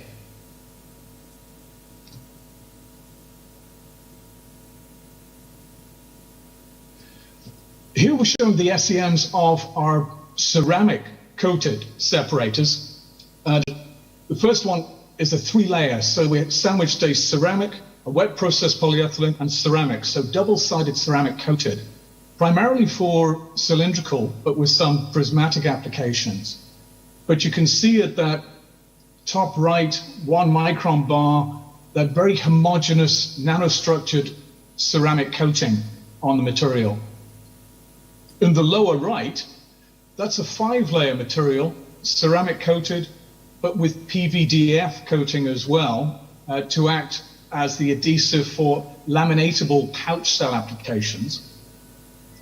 And we also have on the lower left a separator that actually has the ceramic in the body of the separator, so actually filled in the body of the separator, so a unique product there. This slide is perhaps a little bit busy, but there's a debate about single side versus double side coating of separators. ENTEC is a proponent of double side coating. We believe not only does it provide the oxidative resistance, dendritic resistance, but also the particle penetration resistance is improved for double side coated separators.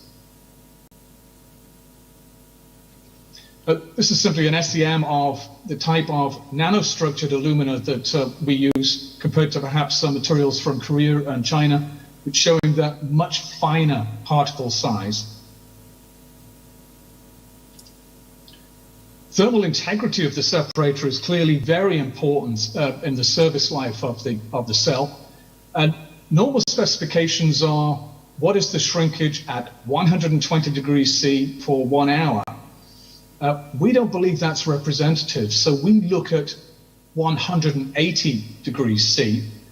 And actually using our nanostructured alumina, we're able to show that at 180 degrees C for an hour, we have less than 5% shrinkage, which is very interesting in terms of the thermal stability of that separator. We've also found a critical threshold value that the ceramic coat weight needs to be greater than 0.5 weight for weight of the polymer content of that wet process base membrane.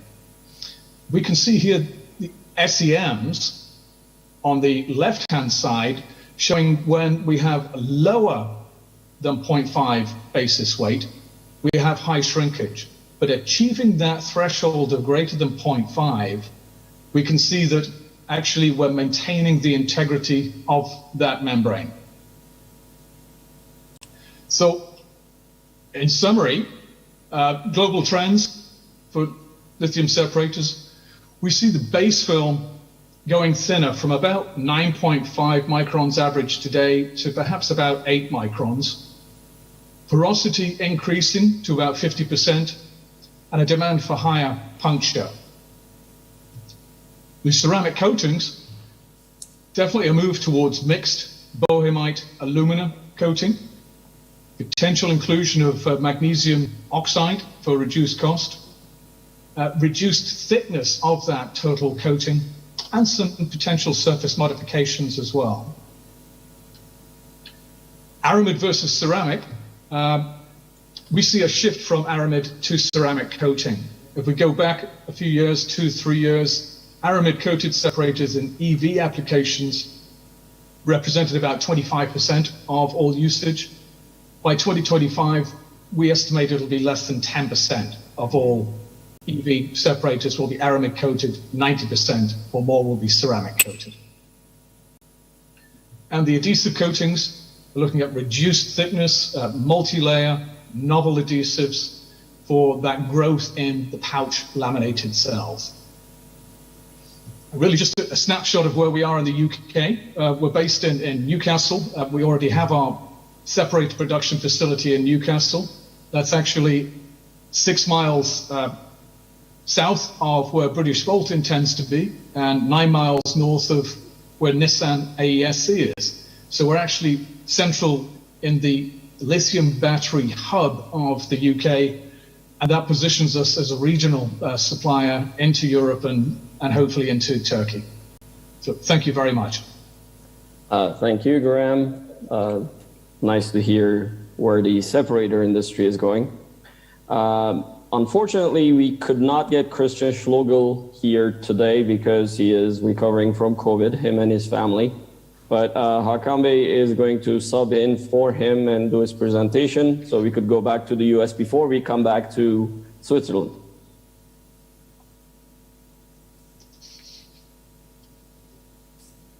Can you see my screen? Yes, we can. Thank you.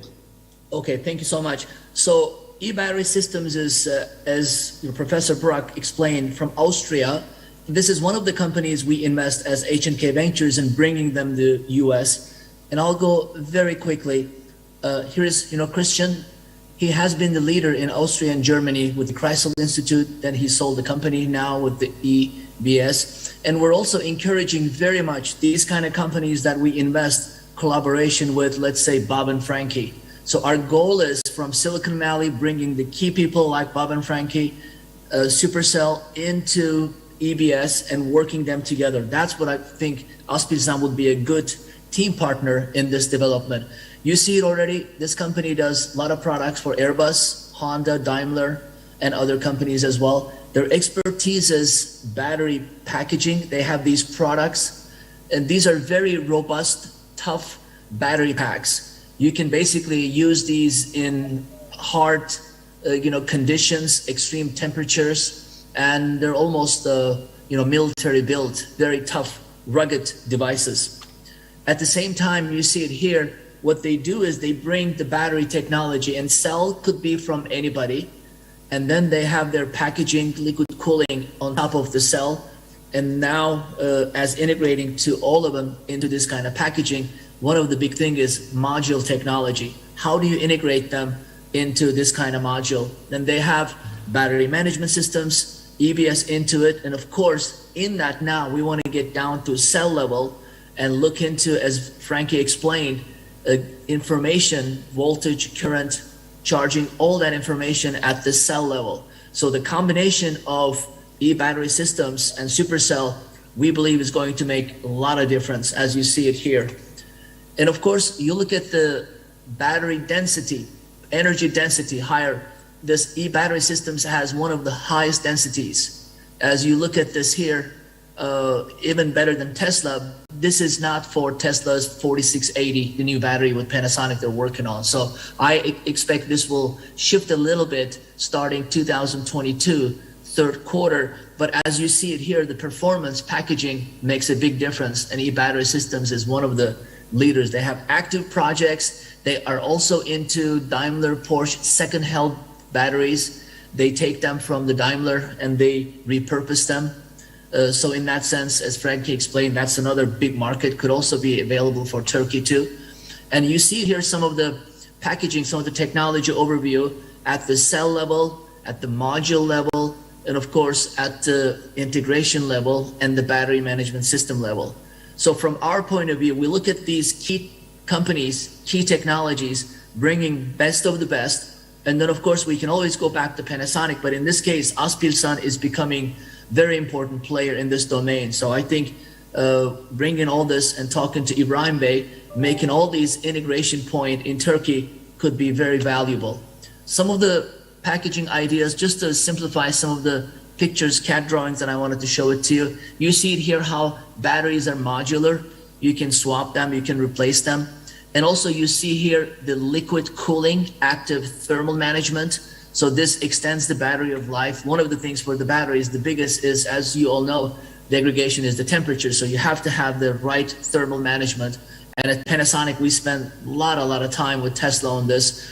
And this company, e-battery systems, has one of the best, I would say, if not the best. You see here some of the sealing. This is also very important, especially harsh conditions when you have aircraft applications or out in the field, heavy duty equipment. Sealing becomes very, very important. Again, they have a lot of patents, IP. That's one thing we would like to work with Aspilsan from Silicon Valley, encourage the patents, numbers. And as Frankie said, he has alone himself as 500 patents. I have few, but not at the 500 level. So I'm still 2 digits. You see here some of the energy storage solutions. This is also becoming very important in Turkey. They passed a law now for wind turbines or solar farms, or for earthquake, AFAT, disaster recovery, you need to have these kind of storage systems. So now e-battery systems also focusing on these kind of battery solutions. And these could be also second life from Daimler or Porsche, Volkswagen, buying these batteries back and creating these kind of storage systems. This is their manufacturing state of the art. And we can also talk to Aspilsan. This is another area that I like to talk to Ibrahim Bey and Aspilsan. Manufacturing is one of the most important things. The reason Panasonic is so successful is they can almost manufacture with very high performance, very high accuracy, and the quality standards. And this is one thing also we're working very hard globally with companies that's specifically focusing on battery manufacturing. That's all they do, robots, system process, and all that too. With that, I thank you, all of you, and thank you so much. Back to you, Professor Burak. Thank you very much, Hakan Bey. Manufacturing is important and packaging is important, as Oğuz Bey mentioned as well, all the dead weight. Emre Bey? Yes, so thanks for the information by the participants. I will be a bit going back to the basics again, maybe, because when we say lithium-ion, basically we are talking about lithium ions traveling between the two poles of the battery. And when we have a look into the electrolyte portion, we are still in the liquid phase electrolyte world. Of course, there are some solid state prototypes that has been in the market for the last 10 years. And that there are some statements that there are some achievements of each specific company. But for the, let's say, for the next 10 years, or for the current planning of electric vehicle market, and all these declared gigafactories in Europe and in US also, they are still relying on the current state of liquid electrolyte-based technology. That's the fact. So when we go into the electrolyte, we have the solvents, the organic solvents. So if you order a cup of coffee, that's like the water in the coffee. And then you have the salt, which is a lithium-based salt. So it's then your coffee bean or something, similar. And you have, of course, some additive that's required for the better protection of the anode and cathode, or for, thermal stability and also the life of the battery. These are the important part, the additives. And there are some additives also to support these salts. And when we talk about LFP based batteries, we are talking about a lithium salt, which is lithium hexafluorophosphate. And historically, that has been produced, let's say, more than 90% in China. So China is just dominating the market on that one. And nobody had really made this an issue until we have this recent COVID phase, we all experience all over the world.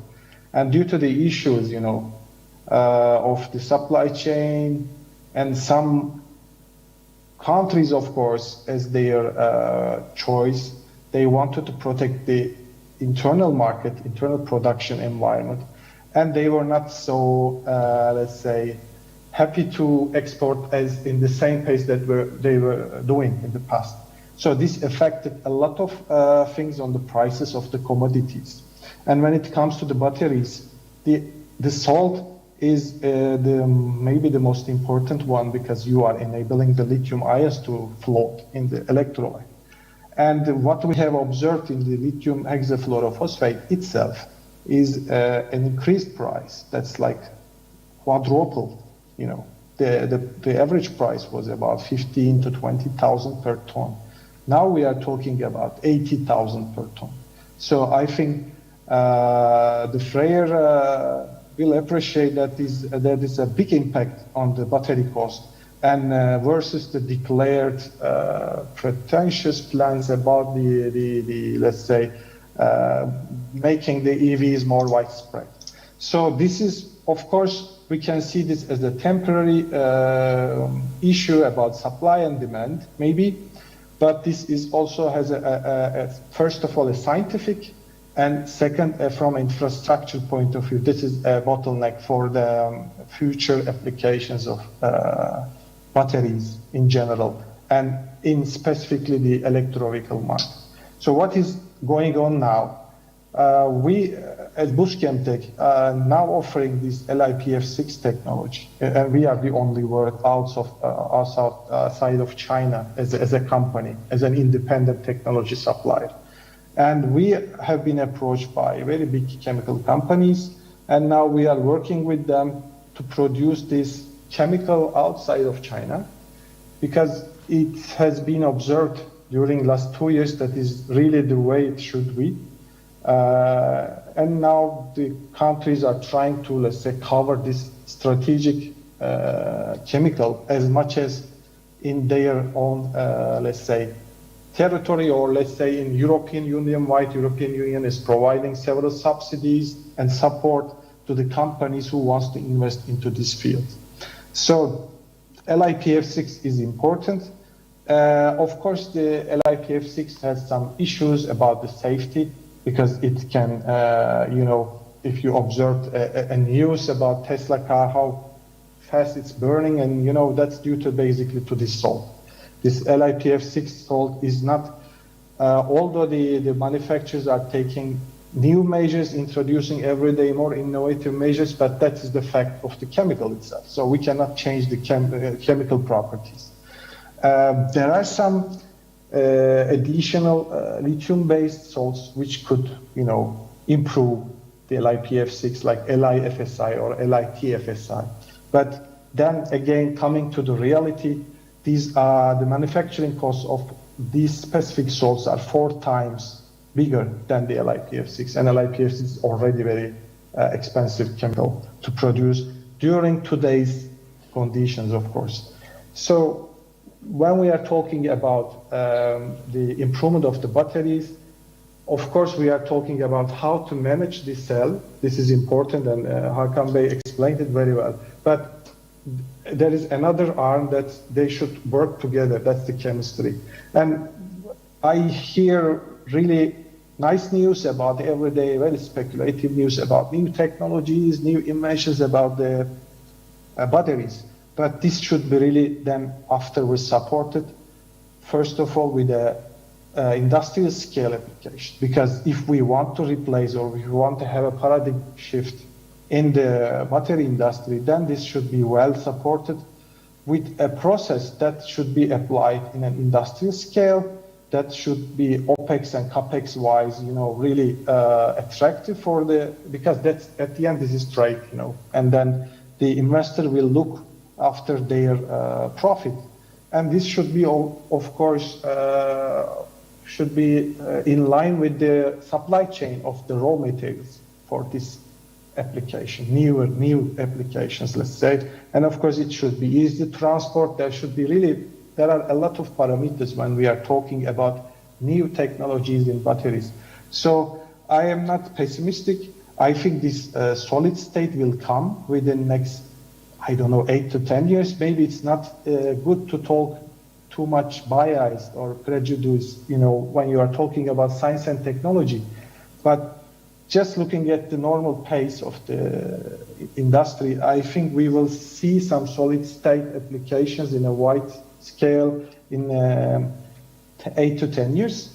And of course, solid state is much better when you look from the energy density point of view. So then power to weight ratio will be very high. So then you will not really deal with that big or let's say giant batteries, let's say.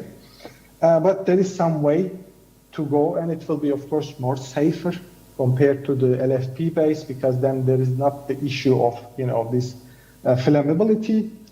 And maybe a lithium sulfur will come after solid state, because lithium sulfur technology is not also possible with the liquid one. There are some disadvantages like limited lifetime or some self-discharge, which is not something we don't want. And it's quite high in lithium sulfur prototypes. So maybe a solid state, a metallic lithium anode, and the combination of these will be something that we will hopefully see in the future. That's all I can say for the moment. I hope I could give my message that is not only science, that's not only the technology, but there is the politics, there is the economics of this. So it's a bit complicated, There are some strategic issues that we should also consider when we talk about the industry. Sure. And thank you very much, because you put us in pace for where I wanted to take us next. There is a cross-cutting issue on everything we've talked about, and that's safety. When the Dreamliner fiasco happened, in the end, that got chalked up to the BMS not working properly. A couple months ago, in October, LG ended up paying GM $1.9 billion because there were 13 folded separators in the production. Whenever we talk about thermal runaway, the part that melts first is the separator, and we've heard about ceramic coatings helping with that. There's also the dead weight issue that Ozbey mentioned, but as you get rid of a lot of that starts compromising safety, that starts exposing the guts of the battery, if you will. So I'd like to hear your opinions on safety, and this time I'd like to go backwards in order, so we could actually start from Emre Bey, since you already mentioned your safety comments. I could go to Dr. Fraser-Bell. Graham, do you want to say something about safety here? Yeah, certainly. I think we're all aware of the LG and the bolt issue. but it's great that through the systems they've been able to trace back that it was effectively misaligned tabs and folded separators. So it wasn't anything inherently wrong with the mechanical structure of the separator or the composition of the separator, but actually how it was aligned or geometric in that cell system. Right, in the manufacturing process. Yeah, so getting that resolved. There's been recalls for the Bolt, recalls for Hyundai. There's discussions about the Porsche Taycan having recalls as well. There's a lot of focus on this and a lot of focus on the safety, but I think just take a step back, and our American friends can help us with this statistic, but I believe there are something like 16,000 fires in the US of internal combustion petrol tanks and diesel tanks. We don't hear anything about that. It's almost like a kind of dissing EVs. You sound like Elon Musk now, Graham. Elon says the same thing. Okay, so I think we're on the same page, but I think there are tremendous success stories out there. Look at Nissan, look at the Leaf, that's been going for like 10 years, and I don't believe they've had a single fire, or if they have, it's a minor fire. So, these are outlier issues, and let's keep in mind it's still very nascent in terms of its inflection point. So the technology, it's almost like changing the fan belt on the car whilst it's still moving. So the OEMs are changing the geometry of the cells, they're changing the production process, changing the chemistry. So there will be a settling down.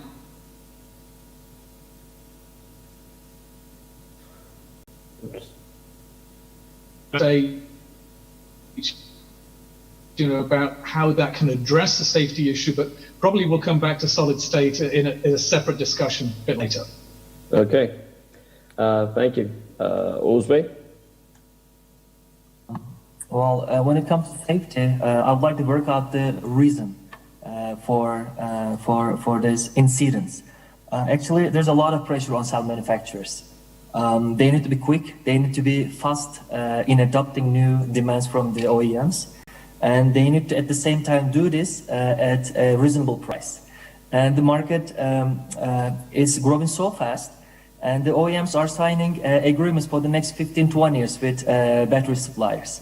So if you just run late, waiting for safety test results, tens of thousands of cycles or tens of thousands of B samples, C samples, D samples, basically you're gonna lose the game. That's one of the, I think, major reason why we are having this incidents. I think the solution could be very easy. I think that's European OEMs and battery manufacturers are approaching this solution. The solution is the OEMs needs to take part in cell manufacturing. That's what Volkswagen is doing at the moment, investing heavily on cell manufacturing capacities, and they will operate the Salzgitter factory that was built by Northvolt in Germany. In the beginning, they announced that it's basically a partnership, but recently Volkswagen suggested that it's going to be only Volkswagen alone operating the factory, so that Northvolt could concentrate on getting products out of their Swedish factory. I think this is the way to go. Toyota Panasonic deal announced recently. So OEMs working with cell manufacturers, designing cells from scratch together, that could eliminate these incidents in the future. Okay, thank you. I'd like to hear a little bit about the BMS side of it from Frankie and or Bob. Yes, so one of the things that I find interesting is that the technology we're proposing is trying to address this, because if you think about it, no matter how good your factory is, if you're pumping out hundreds of millions of cells, even if you have 0.99995 nines or 6 nines, which is very difficult to get to that level of cleanliness, you're still going to have issues with some cells not being manufactured properly. So we see that BMS as a way of protecting the engine or the system. But the problem with cars is when you put 7,000 batteries in a Tesla, you cannot access. So if you look at state of health of the cell, each cell, because of the fact that this is, let's say it's very proportional to the internal resistance, it correlates very well. The problem is when you're putting 7,000 cells, if you bring the voltages out or the resistances out to measure it, the added resistance you put in screws up the whole measurement. So it's not practical.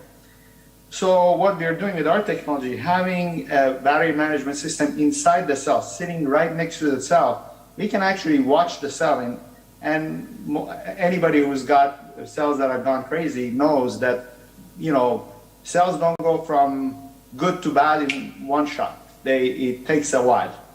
If we have a system where we're watching the cells and we watch their internal resistance or their health starts to go bad, we can see it a lot sooner than they have today, because today's system don't let us, you know, see them.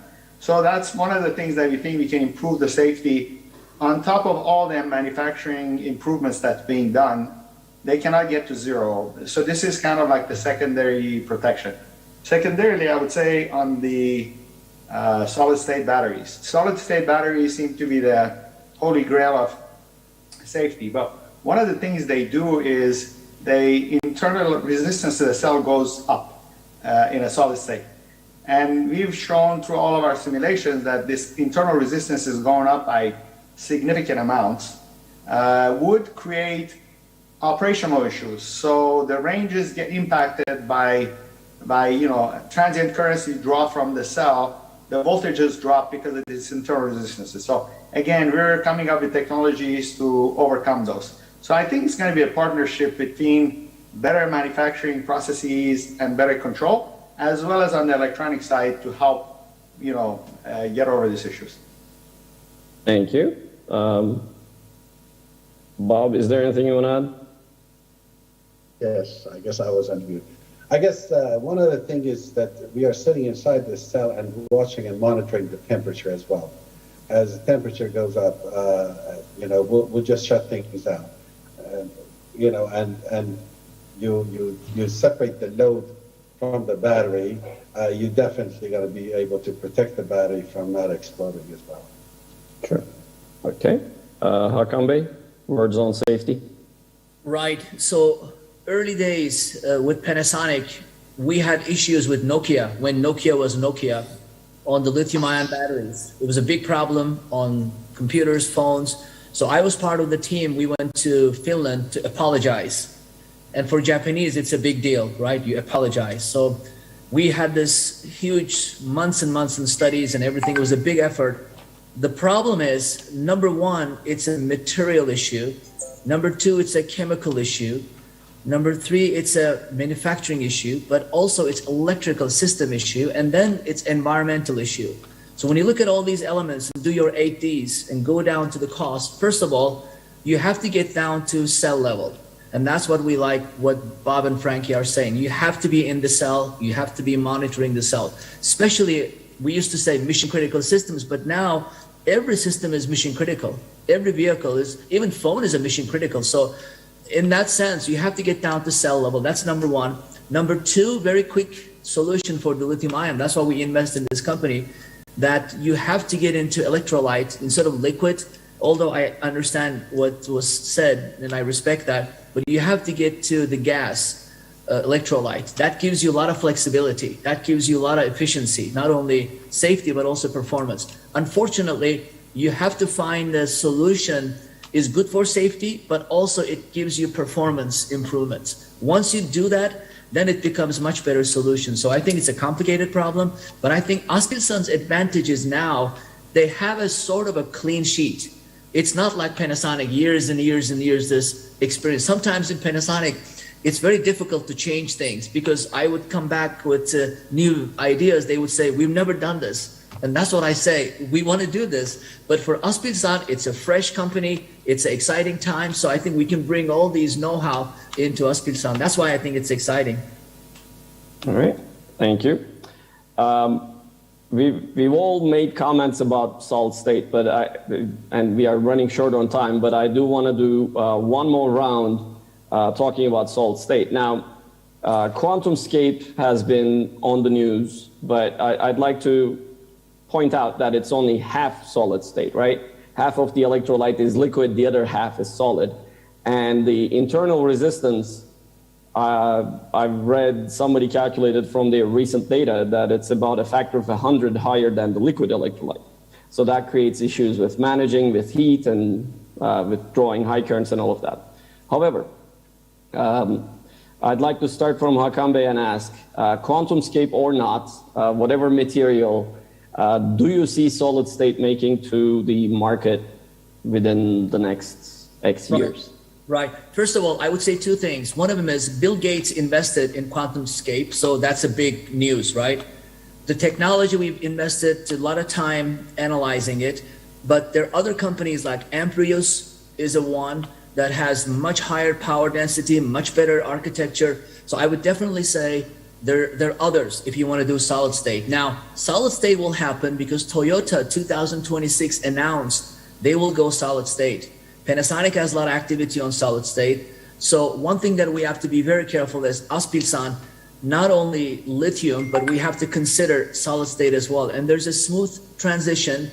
So I think it's a good time now to look into companies like Amprius if we want to leverage. And a lot of these companies are in Silicon Valley. We can bring some of these into Aspilsan's court and have these dialogues. But I think obviously it's here, it's going to happen.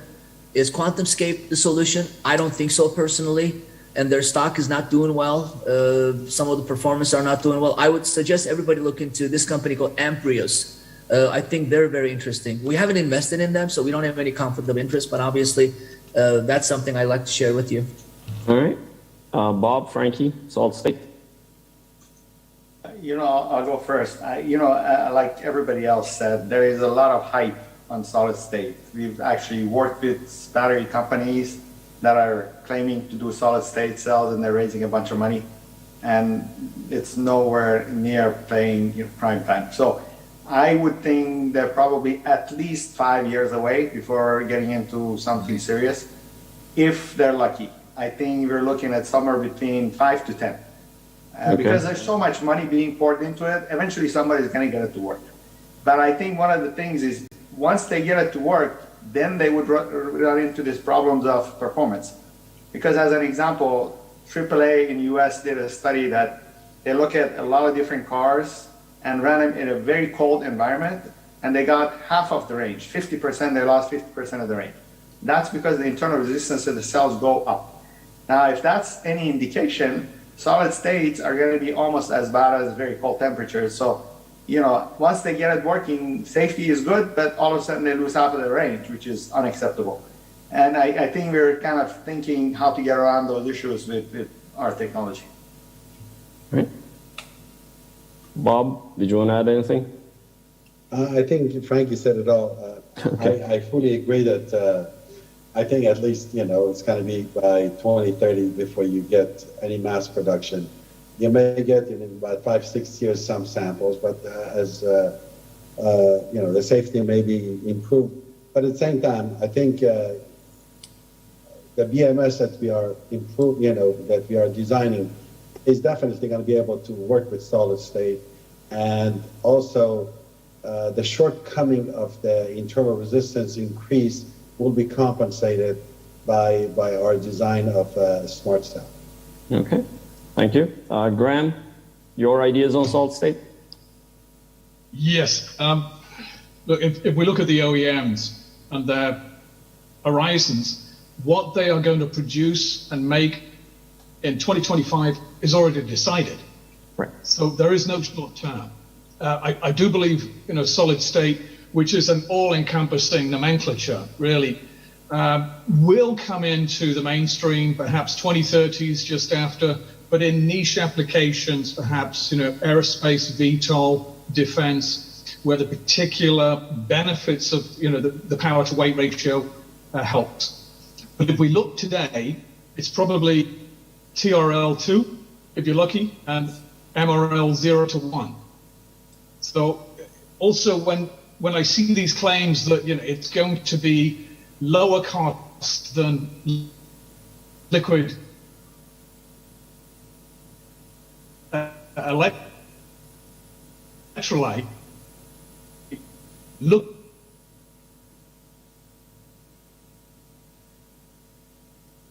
Oops. I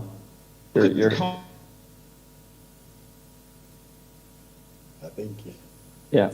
Graham, unfortunately, you were cutting out again. The sulfides inert atmospheres. Still hear me? Sorry, can you hear me now? Yes, now we can. Okay. Yeah, I was just commenting the sulfides need high purity, they need inert atmospheres, they're currently extremely expensive. But just look in 5 years' time at the embedded volume capacity critical mass of liquid lithium-ion, 1.2 terawatts. It's already leading the race. It's very difficult to catch up with the cost base that would be installed. Okay. Thank you. Ozbey, solid state. Thank you. I think my opinion on solid state electrolytes are in line with Graham. But when I think of solid state batteries, the first thing that comes to my mind is that they promise fast charging and enough power to outshine ICE cars. That's their promise. However, let's first keep in mind that solid state batteries are a work in progress at the moment. And the date for a possible debut seems to be always postponed. Let's admit that the solid state batteries are just still experimental. And as Graham said, it's TRL2 maximum.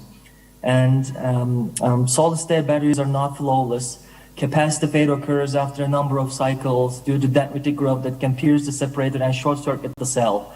Let alone the interfacial impedance between the active materials and the solid electrolytes, so on. So I can go days discussing about issues with solid state. All in all, I believe that the most reasonable introduction date for mass markets for solid state batteries will be well past 2030.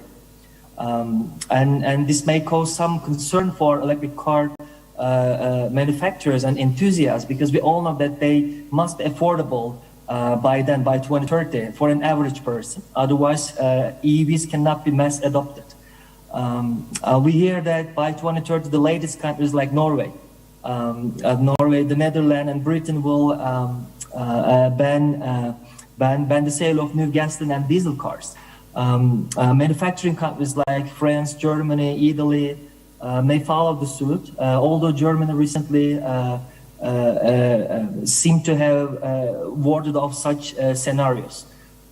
If the world cannot make electric cars as cheap as, or solid-state electric cars as cheap as ICE ones, for example, I don't know, 10 to 15,000 euro by 2030, many people won't even be able to consider EVs. I cannot work out my mind around a scenario wherein solid-state technology is scalable, reliable, and as competent as ICEs and its lithium-ion counterparts as of its current state. We are now, as a result, we are now seeing that EV manufacturers are moving towards LFP-based batteries from NMC due to cost pressure on the supply chain for raw materials, and thus making the EV cars a bit more affordable, although compromising the performance. That's sort of a respond to slowly growing solid-state batteries, I believe. I'm very skeptical about the reports that claim EV cars on solid-state batteries, such as Chinese electric car maker NIO next year, and then Toyota and Volkswagen said it's I think in 2024 or 2025, and while BMW, Mercedes, Renault, Nissan, they all announced dates before 2030, and it's not reasonable to my understanding. And we also heard from Toyota many times that is preparing for mass production of EVs with solid batteries, solid-state batteries, but somehow the implementation time has changed many times. Screening the market and the literature, I really don't see any development that could make solid batteries in production by 2030. Okay. Yeah. Some of those announcements, there was an announcement about lithium oxygen 5-6 years back, and where is that now? So some of these announcements, I think, are, to put it mildly, market manipulations. But Emre Bey, solid state. In addition to what I have said already, this quantum scape is quite interesting, not only from the state of the electrolyte, but the anode is the way they want to implement the anode. They say anode free, but there is an anode in the metallic lithium form. I think that's more interesting because in this way or that way, this electrolyte will be more stable, more safer, maybe much faster to charge. This is going to come. That's for sure. And then the time frame is okay, although we are not agreeing on a certain one because it's not easy. It's like a fortune telling, and then the technology can disprove you very fast. So I don't want to say such big, but if you look at the infrastructure that's being built now for the EV industry, especially 5 to 10 years, or 10 years is not really far from the reality. But for the solid states, quantum scape is definitely interesting one, from not only from the electrolyte phase, but from the anode, how they handle the anode, let's say. So with some additional improvements, it could be really the future. But I think it's quite early to say, or from my company's know-how, we cannot say such big things, you know. So I don't want to say something that is not going to prove itself. So it's I want to be a bit conservative on that one. Okay. All right. Thank you. I also wanted to discuss sodium-ion and anodeless and all of that. I think we could go for hours and hours, but we are already gone over time, and the audience, it's lunchtime for them. So if there are any closing statements that anybody wants to make, I can quickly take them and turn the microphone over to the stage. Maybe I can just add something if you don't mind. Sure. We give really a lot of importance for this, let's say, production of this LiPF6 outside of China, which is important for the, let's say, for OEMs strategically also. Although we are living in a global world, that's okay, in theory it is, but we have seen how ugly the things could be, and maybe we will see further in the coming months and weeks, because we just had the earthquake and tsunami will follow maybe economically, so this is important. And from that point, if the audience is any participants from the potential supply chain players for the battery industry, we tell that's the time if you want to invest into the supply chain components, you know, of this lithium-ion battery industry, because Aspinsan has really great ambitions, and which I really adore that one. And we are always here to support any interested investors into the chemicals that is going to be the basis of this technology. And that's just I wanted to add. Thank you. Hakan Bey, did you have something to say?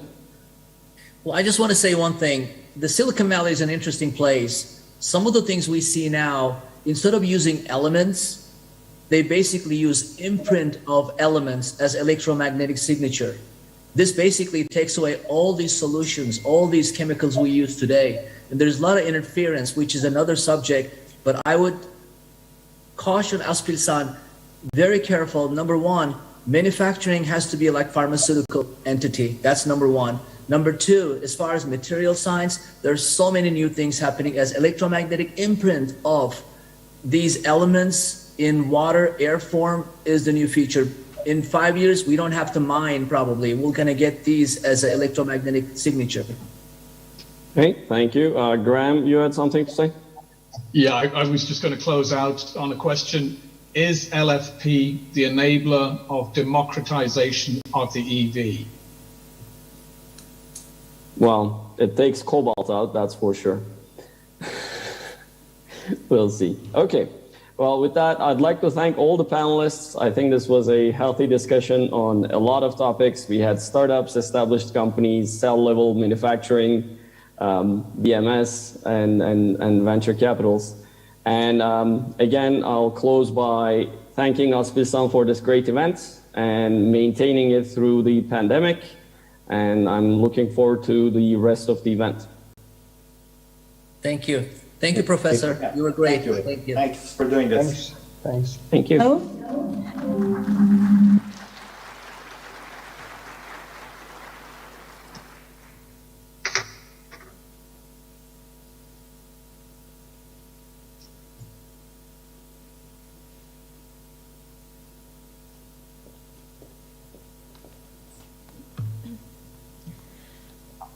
Thank you very much for your insightful talks. Panelistlerimize katkılarından We are dolayı teşekkür offline now. ediyoruz. Yes. Okay. Okay. Thank you. Değerli Okay, and they are calling me. So, bye for now. Değerli katılımcılarımız, programımız alanında uzman panelistlerimizin sunumları ile devam edecektir. Öncesinde programımıza 1 saat yemek arası veriyoruz. Yemek ikramımız üst kattaki fuaye alanında gerçekleştirilecektir. Öğleden sonraki ilk oturumumuz 13.30'a başlayacaktır. Görüşmek üzere.